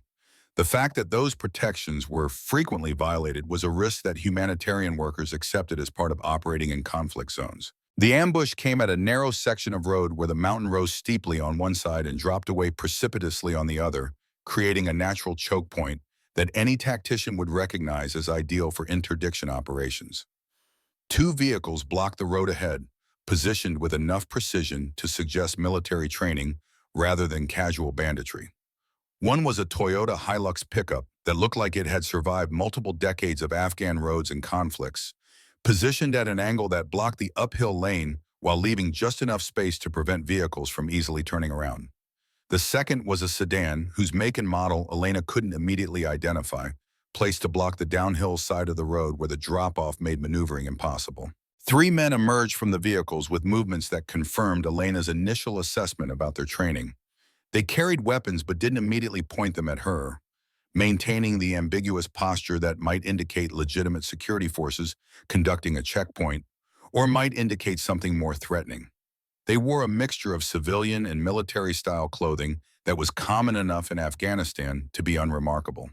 The kind of outfit that could represent government forces, Taliban fighters, private security contractors, or simple criminals depending on context and intention. Elena stopped the Land Cruiser approximately 30 meters from the roadblock, far enough to maintain some reaction space but close enough to demonstrate compliance rather than hostile intent. She raised her hands in a gesture of non-aggression that was understood across cultures, the universal signal of someone who posed no threat and wanted no conflict. And then she began speaking in rapid Urdu that deliberately sounded more panicked than calculated, words tumbling over each other in the linguistic pattern of someone whose primary language was under stress. I am a doctor, just a doctor. I am carrying medical supplies for people who need help. I don't understand why you are stopping me, please. I have credentials from the International Medical Organization. I am not involved in politics or fighting, just medicine. Just trying to help sick people who have nowhere else to go for treatment. Her performance was convincing because it was based on genuine fear, even though the source of that fear was different from what the armed men would assume. The immediate threat they represented was secondary to Elena's awareness that Volkov was almost certainly observing this interaction, watching through optics from somewhere in the rocks above the road, measuring her responses against the profile he had constructed for the Wraith 1 operator. Every word she spoke, every gesture she made, every subtle cue in her body language was being evaluated to determine whether she was who she claimed to be. The physiological responses that made her performance authentic came from knowing that her life depended on maintaining Dr. Bashir's character perfectly. One slip, one moment where her training showed through the civilian facade, and Volkov would have the confirmation he needed. The fact that the armed men searching her vehicle were a genuine threat was almost incidental compared to the greater danger of being identified by someone who had spent years learning to see through exactly the kind of deception she was performing. The men approached her vehicle, demanding to search her cargo. Elena complied with the kind of nervous cooperation that any civilian would show when confronted by armed individuals. They went through her supplies, taking some medications that had black market value, making comments in Pashto that they probably didn't realize she understood completely. And somewhere in the rocks above the road, Elena knew that Volkov was watching through optics, observing her behavior, measuring her responses against the profile he had constructed of the Wraith 1 operator. This was his test, his way of confirming or disproving his theory about who Dr. Amina Bashir really was. What happened next required Elena to make instant decisions that would determine whether she survived the next few minutes. One of the men searching her vehicle had found something in her medical bag that interested him. It was a small device that looked like an insulin pen, standard medical equipment that any doctor working with diabetic patients might carry. But this particular device had been modified by Park to include a GPS tracker and a delayed activation signal beacon. The man examined the device with enough attention to suggest he might recognize it as more than standard medical equipment. If he decided to keep it to show it to someone with technical expertise, the operation would be compromised. Elena would be revealed as something other than what she claimed, and Volkov would have the confirmation he needed. Elena did the only thing that made sense in the context of her cover. She protested in Pashto, explaining that the device was essential for treating patients with diabetes, that taking it would literally cost lives, that she was begging them to leave her medical equipment alone even if they took medications or money. Her desperation was genuine, though the reasons were different from what the men believed. The interaction was interrupted by the sound of vehicles approaching from further up the mountain road. The men who had stopped Elena quickly returned to their vehicles and departed, apparently unwilling to be caught conducting what was essentially highway robbery. Elena was left alone on the road, her supplies partially looted, her GPS tracking device still in her possession. She continued to the supply depot, collected the medical equipment she had actually come for, and began the return journey. But her mind was racing with the implications of what had just happened. The ambush had been real, not something her team had orchestrated, which meant either Volkov had resources she hadn't accounted for, or the situation had devolved into genuine chaos that no one was fully controlling. The extraction was supposed to be simple. Drive back to Mazar-e-Sharif, debrief with the team, analyze Volkov's likely response to observing her under stress. But when Elena reached a checkpoint on the outskirts of the city, she found Volkov himself waiting, standing beside his vehicle with an expression that suggested he had been expecting her. He approached the Land Cruiser as Elena stopped, speaking in English. Dr. Bashir, I heard there was trouble on the mountain road. I'm glad to see you're safe. Elena responded in character, explaining about the ambush, about losing some medications but keeping the essential equipment, about being frightened but unharmed. Her hands were shaking slightly, which was appropriate for someone who had just experienced a threatening encounter. The fact that the shaking was partly from adrenaline related to Volkov's presence rather than the ambush was invisible. You're very brave, Volkov said, his tone making it unclear whether he meant the words as compliment or accusation. To continue working in these conditions, facing these dangers, it reminds me of military doctors I knew, people who understood that healing often required courage under fire. The phrase caught Elena's attention, courage under fire. It was specific language, the kind of military terminology that civilians rarely use naturally. Volkov was testing again, watching to see if Elena would respond to the military reference in ways that revealed familiarity with combat contexts. I'm just trying to help people who need help, Elena said, maintaining Dr. Bashir's civilian perspective. Bravery doesn't enter into it. This is simply the work that needs to be done. Volkov studied her face for a long moment, and Elena saw something shift in his expression. Not certainty, but a kind of recognition that went beyond the specific question of whether she was Wraith 1. He was seeing something in her that resonated with his own experience, some quality that marked people who had been shaped by violence in ways that couldn't be fully hidden. Your father, Volkov said suddenly, the words seeming to surprise him as much as they surprised Elena. Was he military? The question was so unexpected, so specific, that Elena felt her careful cover waver for just an instant. How could Volkov know about her father? What intelligence had he gathered that would lead him to ask about David Reyes while speaking to someone who was supposed to be Dr. Amina Bashir? She recovered quickly, maintaining her character. My father was a teacher. Why do you ask? Because you have the eyes of someone who grew up understanding sacrifice. The way you talk about your work, about helping people despite danger. It reminds me of how my father talked about his service, the duty that goes beyond personal safety. And suddenly Elena understood. Volkov wasn't testing her cover anymore. He was revealing something about himself, making a connection that had nothing to do with confirming whether she was his target. He was recognizing in Dr. Bashir the same quality he carried himself, the weight of legacy and loss that shaped everything they did. I'm sorry, Elena said, the words genuine despite coming from a false identity. Losing a father who served with honor is a burden that shapes everything that comes after. You carry them with you, trying to live up to what they represented. Volkov's expression shifted again, becoming something that looked like pain mixed with recognition. Yes, exactly that. Trying to honor their memory by completing what they couldn't finish, even when you're not sure anymore whether completion is possible or desirable. They stood in silence for a moment, two people who were supposed to be hunter and prey, but who were finding an unexpected connection in shared grief and inherited duty. The checkpoint around them continued its normal operations, vehicles passing through, guards conducting routine inspections, the machinery of daily life proceeding without awareness of the psychological warfare being conducted in its midst. I should go, Elena said finally. My clinic will be busy and patients don't wait for doctors to recover from their adventures. Volkov nodded, stepping back to let her pass. Be careful, Dr. Bashir. Afghanistan is dangerous for healers who work alone. Perhaps you should consider finding protection. Someone who understands the real threats you face. The words were layered with meaning that Elena couldn't fully parse. Was Volkov offering protection, or threatening her, or simply acknowledging the genuine dangers that any medical worker faced in this environment? She thanked him with Dr. Bashir's polite formality and drove away, watching him in the rearview mirror until he disappeared from view. The team debrief that evening was the most intense yet. Elena described both encounters, the ambush on the mountain road and the conversation at the checkpoint. Stone and Park confirmed they had not orchestrated the ambush, which meant it was either an opportunistic robbery or something Volkov had arranged to test Elena's responses. He asked about my father, Elena said, still processing the implications. Not David Reyes specifically, but whether Dr. Bashir's father had been military.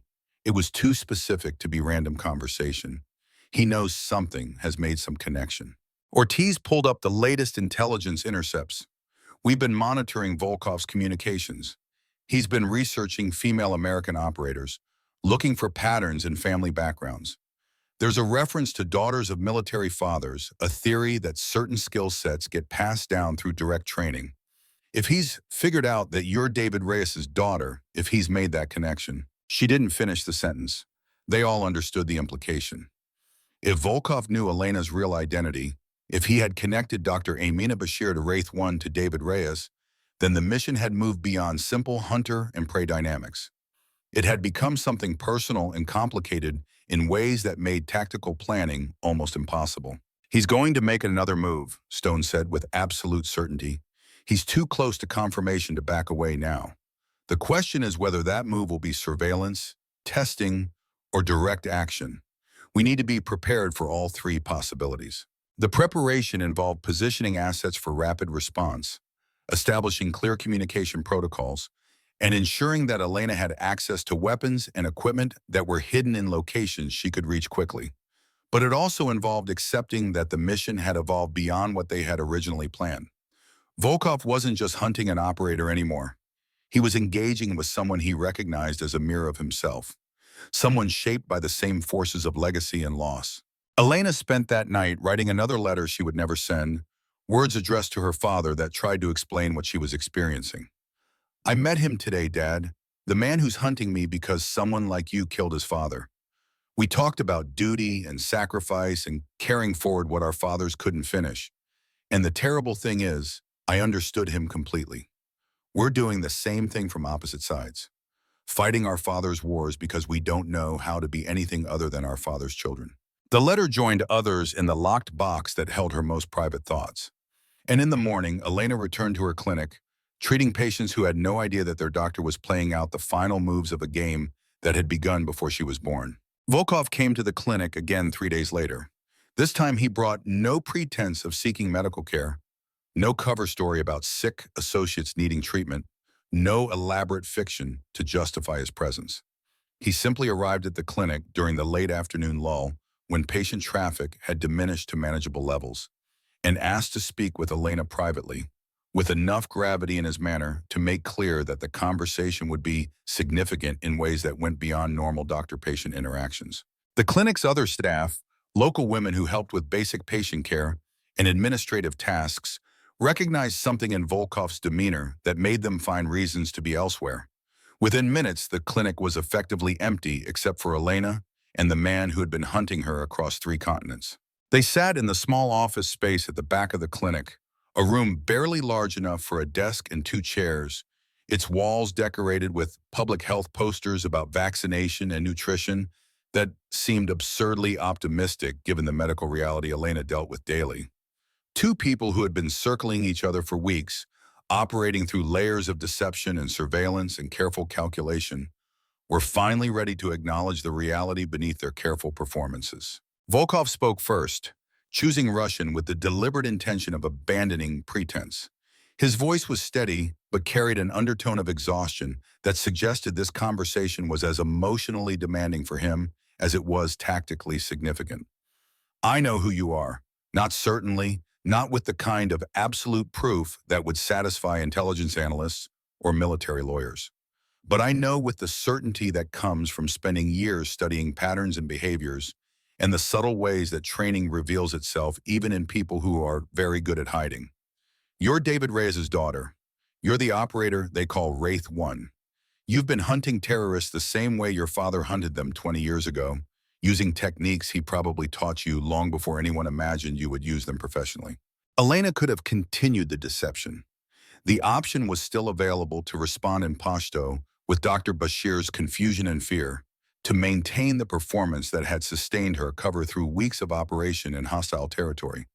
Her training had prepared her for exactly this kind of confrontation, had given her tools to deflect and redirect and maintain cover identity even under direct challenge. But something in Volkov's tone, some quality of exhaustion and honesty that went beyond tactical gaming, made her choose a different response. There was no triumph in his voice, no satisfaction at having solved a puzzle that had consumed months of his life, only a kind of weary recognition, as if confirming her identity had brought him no closer to whatever peace he was seeking. "And you're Mikhail Volkov's son," she replied in English. acknowledging the Russian language he had chosen, but maintaining some distance by not fully matching it. You're hunting me because you believe my father's program, or something connected to it, killed yours. You've been chasing ghosts for years, eliminating operators who might or might not have any connection to your father's death, because you can't let go of a war that ended before you were old enough to understand what it meant. And somehow you convinced yourself that finding and killing me would bring honor to his memory or closure to your grief. Volkov smiled without humor. We're both our father's children, completing missions they started, fighting battles they lost, trying to prove that their sacrifices meant something. The question is what we do now that we've found each other. The question hung in the air between them, representing choices that would determine whether they both survived the next few hours or whether one or both of them would die continuing wars that had never really been theirs to fight. Elena thought about her father's journal, about Sarah Torres and her two children, about the weight of legacy and the possibility of choosing something different. And she made a decision that would change everything. We talk, Elena said. We stop hunting each other long enough to understand what we're really doing and why. Because I think we're both tired of being ghosts, and maybe it's time to become human again. Volkov studied her face for a long moment, seeing past Dr. Bashir to Elena Reyes, past the operator to the person. And slowly he nodded. Yes, he said quietly. Let's talk, before one of us makes a mistake that can't be undone. Outside the clinic, the city continued its daily rhythms. And inside, two warriors were choosing conversation over violence, understanding over vengeance, humanity over the roles they had been trained to perform. It was the beginning of an ending that neither of them had anticipated. The conversation that followed was unlike any tactical engagement Elena had trained for. There were no weapons drawn, no aggressive posturing, no attempt to gain tactical advantage through positioning or intimidation. Just two people sitting in a small office in Afghanistan, talking about fathers and wars and the terrible weight of trying to honor the dead by continuing their violence. Volkov spoke first about his father, describing Mikhail in ways that made the Soviet sniper become human rather than just a name in intelligence files. A man who had loved classical music and spent his leave time in Moscow attending symphony performances. A father who had written letters home describing Afghanistan's mountains with unexpected poetry, seeing beauty even in a landscape that was destroying his unit and his country's military reputation. A soldier who had kept a photograph of his young son tucked into his helmet, looking at it before every mission as a reminder of what he was supposedly fighting to protect. He died when I was 9, Volkov said, his Russian now mixed with English phrases as if the linguistic code switching helped him navigate emotional territory. Old enough to remember him clearly, young enough that my memories might be more imagination than truth, but I convinced myself that I knew him, that I understood what he would have wanted from me, and what I decided he would want was for me to finish what he started, to make the people responsible pay for taking him from us. Elena listened, recognizing the pattern because she had lived it herself. The way grief transformed into duty, how loss became mission, the conviction that honoring the dead required becoming them rather than simply mourning them. She thought about her father's journal, about the entries where David Reyes had struggled with exactly this question. What did the dead actually want from the living? And how much of what we claimed they wanted was just our own need for purpose dressed up as filial obligation? My father left me a journal, Elena said, choosing to match Volkov's vulnerability with her own. Classified for 9 years after his death, released to me when the government decided I was cleared to know what he had done. And in those pages, he documented 23 missions, 23 people he eliminated in service of a program that officially didn't exist. But more than that, he documented his psychological disintegration. The way each mission cost him pieces of his humanity until he couldn't tell anymore where David Reyes ended and the ghost operator began. She pulled out the journal, which she had been carrying since arriving in Afghanistan, a violation of security protocols but a necessary anchor to who she was. The leather was worn from years of her own handling, the pages marked with her father's handwriting and her own annotations. She showed Volkov an entry from Mission 17, the one in Kabul where David had discovered the family living near his hide site. He wrote about a little girl playing while he prepared to kill someone, Elena continued, translating the English text for Volkov's benefit, about how he couldn't stop seeing her face, about wondering what kind of world creates situations where children play in the shadow of snipers. And I understand now because I've been that sniper. I've fired from positions where civilians had no idea that death was hovering above them. Volkov read the journal entry with an expression that shifted from tactical interest to something deeper, a recognition that went beyond simple intelligence gathering. My father probably wrote similar thoughts. If the Soviet military kept such journals, if they allowed that kind of honesty. But they didn't, so I'll never know what he was really thinking. Whether he believed in the war or was just following orders. Whether he saw the Afghans as enemies or as people defending their homeland against invasion.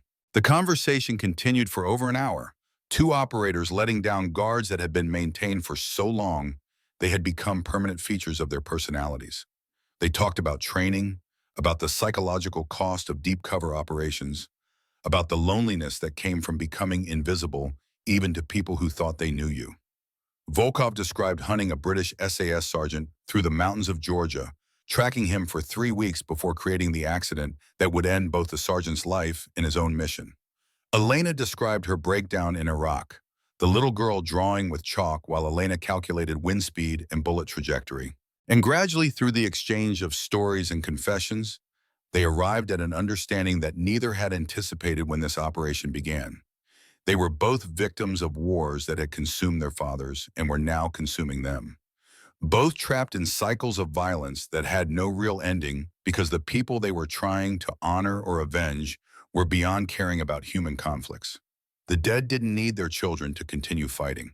The dead just needed to be mourned and released. "I'm tired," Volkov said finally, the admission carrying weight that went beyond simple physical exhaustion. "Tired of hunting, tired of killing, tired of trying to prove something to a father who died 37 years ago and probably wouldn't recognize the man I've become. I thought finding you would bring closure, that eliminating the daughter of the program that killed my father would somehow balance the scales. But sitting here, listening to you describe your own struggle, I realized that killing you would just create another cycle. Your mother would grieve. Maybe someone who knew your father would take up the hunt, and the violence would continue into another generation." Elena felt something loosen in her chest, a tension she had been carrying since accepting this mission beginning to release. "I came here prepared to kill you, convinced that eliminating the threat you represented was necessary to protect other operators, to finish my time in Wraith with one final, successful mission. But you're right, killing you wouldn't honor my father's memory. It would just prove that I learned his skills without learning his wisdom. He chose to stop, to walk away from Ghost Alpha even though it cost him his reputation and eventually his life. Maybe the real way to honor him is to make the same choice, but survive it." They sat in silence for a moment, two people who had been trained to kill each other, choosing instead to recognize their shared humanity. It was a moment of grace in a world that offered few such moments, a brief window where different choices seemed possible. And then the window shattered.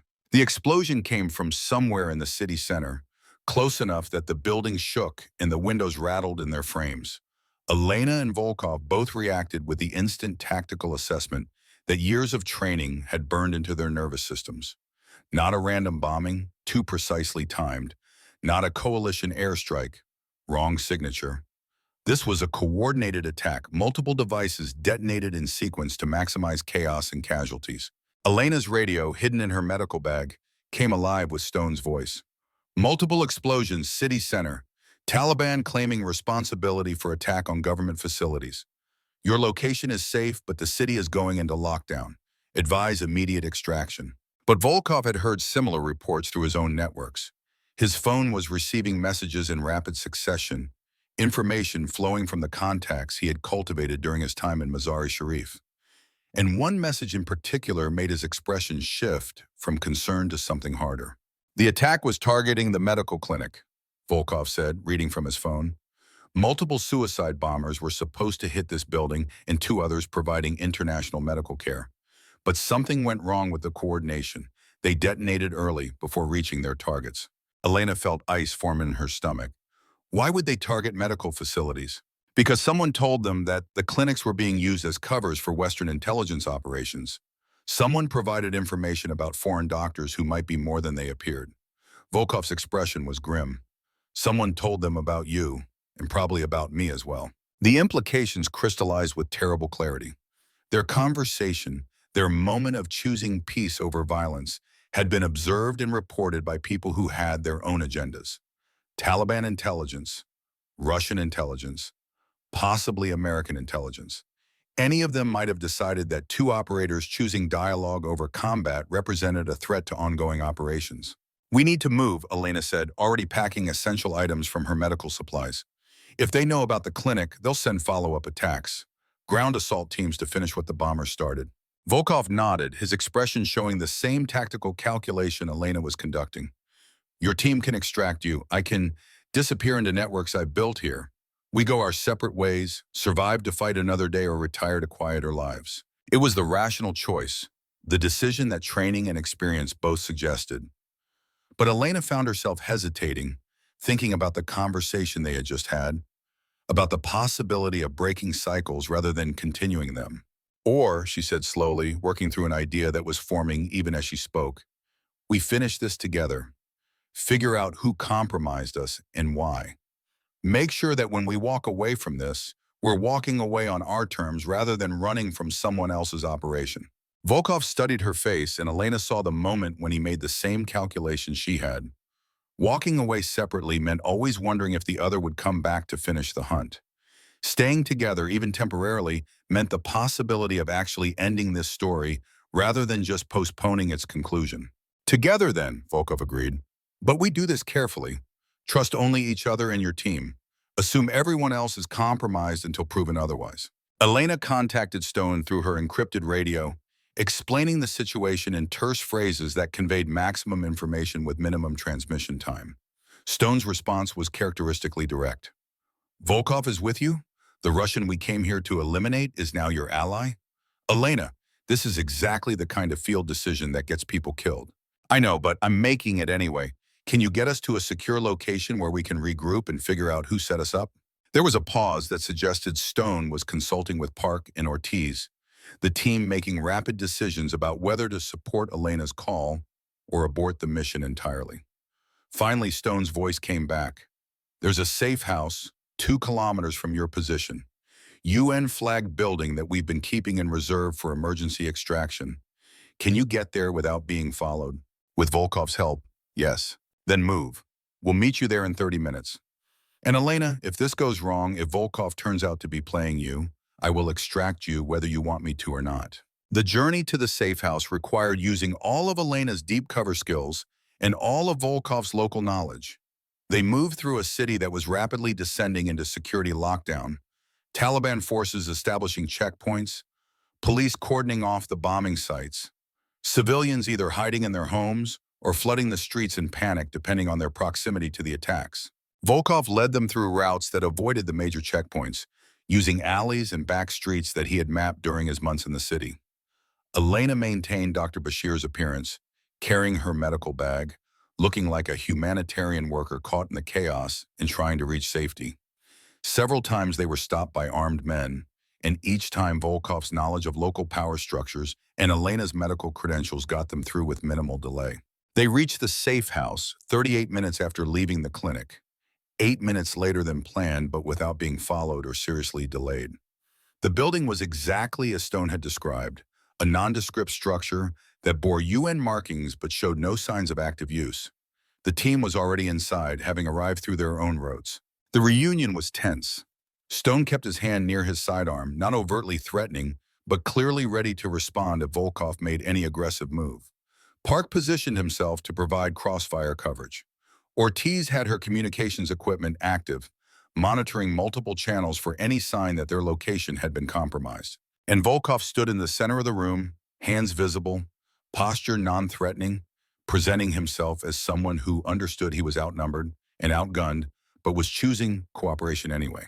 Explain, Stone said simply, the single word carrying the weight of his skepticism and his commitment to protecting Elena. So Elena explained about the conversation in the clinic, about Volkov's decision to stop hunting, about her own choice to end her time as Wraith 1 with something other than another kill, about the bombing that had targeted medical facilities and the implications of someone having intelligence, about both Elena and Volkov's presence in the city. Stone listened without interrupting, his expression suggesting he was conducting threat assessment even while processing the information. When Elena finished, he turned to Volkov. You've killed 4 Western operators. Give me one reason why we should trust that you're not playing an elaborate game to get close enough to kill a 5th. Volkov met Stone's eyes directly. Because I'm tired of killing people to honor a dead man who probably wouldn't approve of what I've become. Because sitting in that clinic talking to Elena Reyes, I realized that I've wasted years of my life hunting ghosts when I could have been living.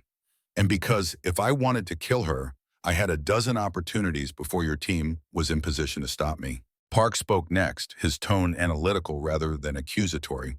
Who knew about both of you being in Mazar-e-Sharif? Who had the intelligence and the access to set up those bombings?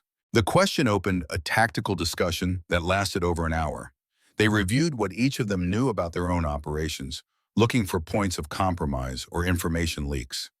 Elena described her clinic staff, the patients who had connections to various power structures, the way information flowed through Afghan society. Volkov shared his intelligence networks, the contacts he had developed, the people who knew or suspected what he was really doing in Afghanistan. And gradually a picture emerged. Someone in Russian intelligence had been tracking Volkov's hunt for Western operators. Someone in American intelligence had been monitoring Elena's mission. And someone, possibly in Taliban intelligence, or possibly playing multiple sides, had decided that bringing Elena and Volkov together would create an opportunity for an operation that served interests beyond simply eliminating 2 operators. It's Aziz, Volkov said suddenly, referring to the Taliban intelligence officer he had brought to Elena's clinic for treatment. He's been playing multiple games, working for the Taliban officially, maintaining contacts with Russian intelligence, probably selling information to American networks as well. When I brought him to your clinic, he recognized the setup, saw that I was evaluating you, understood that you might be more than a doctor, and he reported it to everyone he works with, creating a situation where we'd be targeted from multiple directions. Ortiz confirmed it through her intelligence feeds. Signals intercepts showed Aziz communicating with Russian handlers about Volkov's activities. Other intercepts showed him coordinating with Taliban leadership about foreign medical workers who might be intelligence assets. He was playing all sides, trying to create chaos that he could profit from. So we eliminate him, Stone said with the finality of someone who had made similar decisions many times before. Remove the source of the compromise, extract both of you from the country, and let the intelligence networks fight over the scraps. But Elena found herself hesitating again, thinking about the conversation she had just had with Volkov, about choosing to break cycles rather than continue them. Or we expose him, feed him false information through multiple channels, make him reveal his networks, then let his various handlers deal with the fact that their asset was playing them all. It was a more elegant solution and a riskier one, but it appealed to Volkov's sense of how intelligence operations should work. Let the spies destroy each other instead of us destroying them. There's a justice in that. The operation they designed over the next 6 hours was complex and required perfect timing. Elena would return to her clinic, treating Aziz again and casually mentioning plans to move operations to a different city. Volkov would let his Russian contacts know that he had confirmed Wraith One's identity and was planning to eliminate her. Stone and Park would feed information through American military intelligence channels about a high-value Russian operative working in Mazar-e-Sharif. And Aziz, trying to play all sides, would end up revealing himself to everyone he was supposed to be working for. The Taliban would learn he was compromised by Russian intelligence. The Russians would discover he was selling information to Americans. The Americans would realize he had tried to set up one of their operators, and all of them would want answers that Aziz couldn't provide. The plan worked better than anyone had anticipated. Within 24 hours, Aziz had disappeared from Mazar-e-Sharif, grabbed by Taliban security forces who wanted to know why their intelligence officer had been compromised. The Russians disavowed any knowledge of him. The Americans claimed he had never been an asset. And in the chaos of accusations and counter-accusations, Elena and Volkov became forgotten details in a larger intelligence failure. But before they could extract, before the final pieces of the operation fell into place, one more test of Volkov's commitment to stopping the hunt presented itself. Taliban forces, acting on information that predated Aziz's disappearance, launched an assault on the safe house where Elena's team was positioned. It was supposed to be a simple raid, raid, capturing foreign operatives for propaganda purposes or elimination. But the Taliban fighters didn't know that the safe house contained not just one American operator, but a full team plus a former Spetsnaz captain who had been fighting in complex environments for 2 decades. The assault came at dawn, the traditional time for raids when defenders were supposedly at their lowest alertness. But Elena's team had been conducting security rotations all night, and Volkov had been monitoring Taliban communications through contacts he had maintained. They had 15 minutes warning, enough time to prepare a defense but not enough to extract. The fight was brief and intense. Taliban fighters with numerical advantage, but limited tactical coordination against a combined team that had collectively spent decades in special operations. Stone and Park held the primary entrance, using disciplined fire and superior positioning to create a kill zone. Ortiz coordinated from an upper floor, calling targets and managing their limited ammunition supply.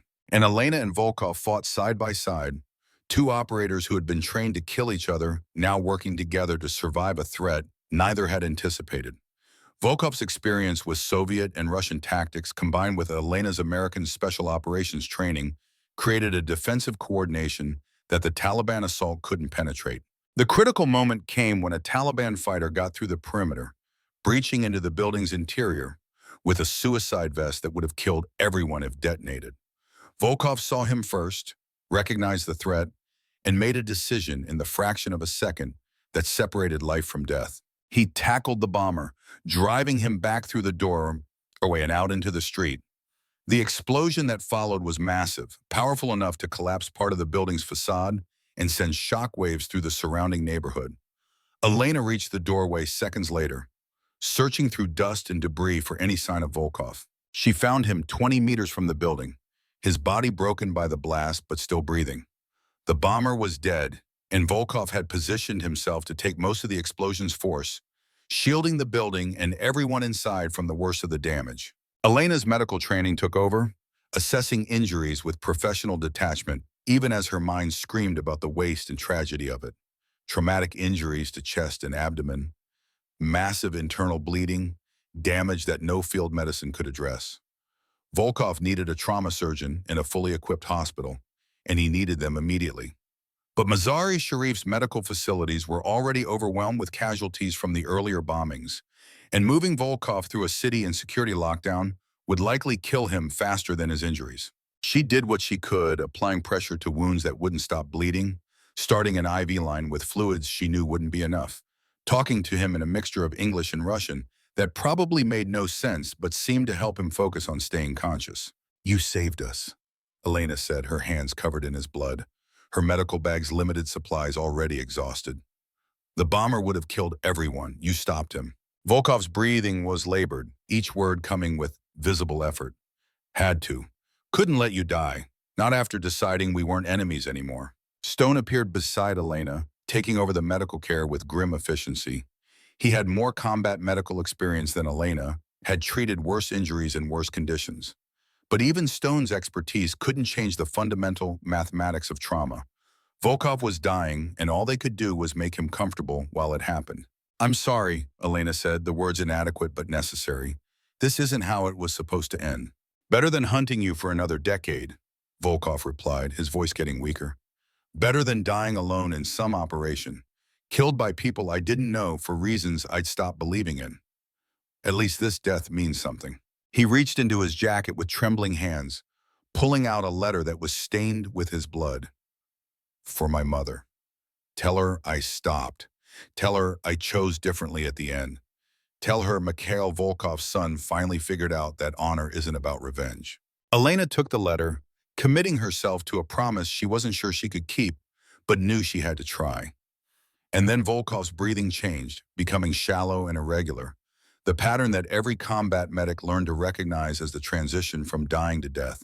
He died at 6:47 in the morning Mazar-e-Sharif time, with the sun rising over mountains that had seen too much violence across too many wars. His last words were in Russian, something about music and his father that Elena didn't fully understand but recognized as important. The extraction from Afghanistan was complicated by Volkov's death and the Taliban assault that had compromised their safe house. But Ortiz coordinated with air assets, and Stone navigated them through a city that was descending into chaos. They crossed into Tajikistan through routes that officially didn't exist, carrying Volkov's body because leaving him behind felt like abandoning the choice they had both made to stop being ghosts. The debrief took place over multiple days in Germany, with intelligence officers who wanted to understand how a mission to eliminate a Russian ghost hunter had ended with that same hunter saving an American team from a suicide bomber. Elena told the story exactly as it had happened, leaving out nothing, accepting that her career in special operations was probably over, regardless of how the analysts interpreted events. Colonel Harding listened to everything without interrupting, his expression impossible to read. When Elena finished, he was quiet for a long moment before speaking. You went to Afghanistan to eliminate a threat. Instead, you turned him into an ally who died protecting you and your team. That's either the greatest intelligence coup of your career or the worst operational failure, depending on how you look at it. I know which one it is, Elena replied. I failed the mission I was assigned, but I completed a different mission that might have been more important. I proved that not every conflict has to end in killing, that warriors can choose understanding over violence, that my father's legacy doesn't have to be another generation of ghosts. Harding nodded slowly. Dr. Foster wants to see you. She's been following the operation and has thoughts about what comes next. The session with Foster was different from previous ones, less about psychological evaluation and more about planning for a future that Elena had never quite believed would arrive. Foster asked about her mental state, about how she was processing Volkov's death, about whether she felt ready to transition fully out of operational status. And Elena found herself able to answer honestly in ways that hadn't been possible before. She was tired, grieving, carrying guilt about Volkov's sacrifice. But she wasn't broken. She had survived what had destroyed her father, had made choices he couldn't make, had found a way to honor his memory without becoming his ghost. I want to go home, Elena said simply. Not to Portsmouth, not to another assignment. Home to civilian life, to being a person instead of an operator. What will you do? Foster asked. I don't know yet. Medicine probably, but real medicine, saving lives in places where the biggest threat is disease and poverty rather than suicide bombers. Maybe teaching, passing on what I've learned to people who can use it better than I did. Maybe just existing quietly for a while, learning to be Elena Reyes instead of Wraith 1. Foster smiled. Your father would be proud. He spent 14 years trying to find that peace. You found it in 3. The transition took 6 months of careful management. Elena's official record showed medical retirement due to injuries sustained during classified operations, which was true enough even if the injuries were more psychological than physical. Her security clearances were maintained but downgraded to levels that acknowledge her service without requiring her ongoing availability for missions. And she kept her promise to Volkov, though it took 2 years of careful work through intermediaries to deliver his letter to his mother in Moscow without compromising anyone's security. The letter was in Russian, which Elena had translated by people she trusted, and it apparently brought the old woman some measure of peace about her son's death. 2 years after Mazari Sharif, Elena Reyes stood in the parking lot of UC San Diego Medical Center, wearing scrubs and a badge that identified her as a trauma nurse. It was her first day at a job that would require all her medical skills, but none of her operational experience. She would save lives instead of taking them, would work in brightly lit emergency rooms instead of dark Afghan hide sites, would go home each night to an apartment by the ocean instead of to safe houses in war zones. Her mother had flown out for the occasion, insisting on taking Elena to dinner to celebrate the new beginning.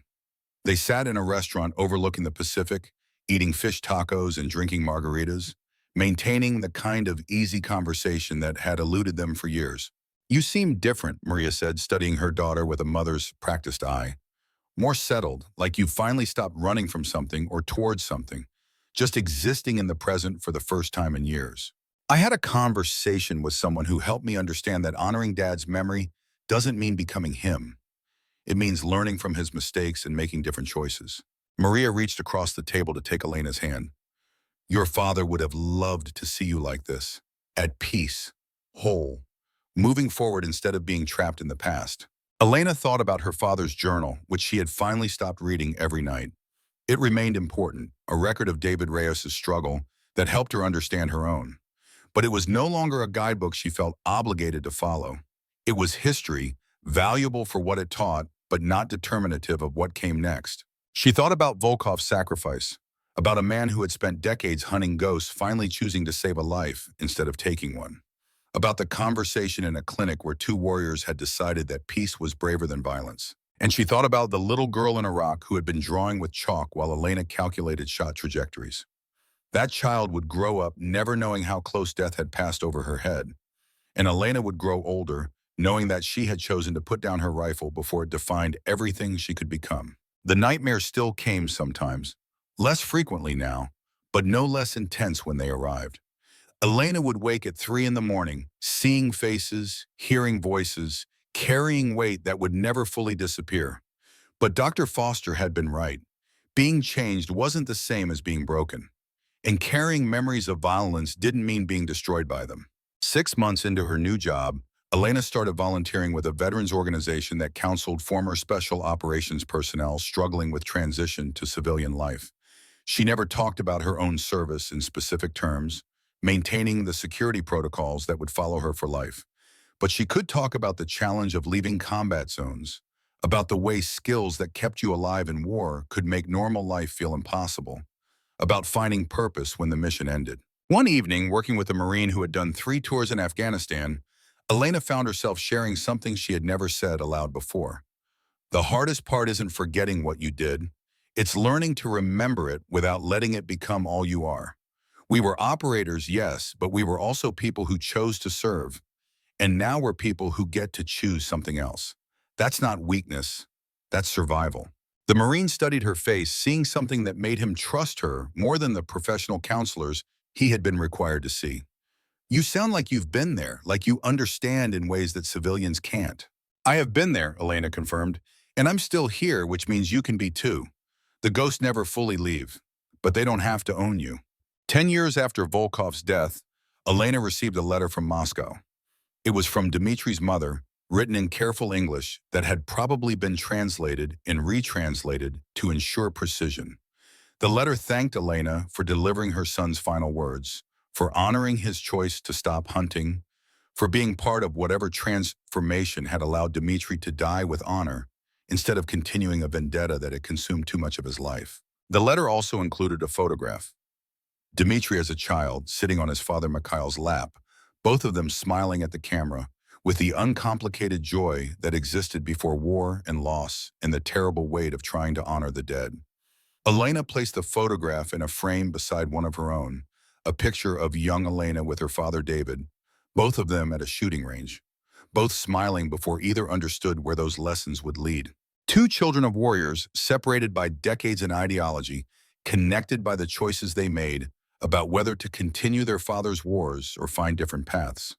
The photograph sat on Elena's desk at the hospital, a private reminder that legacy was something you chose rather than something that chose you.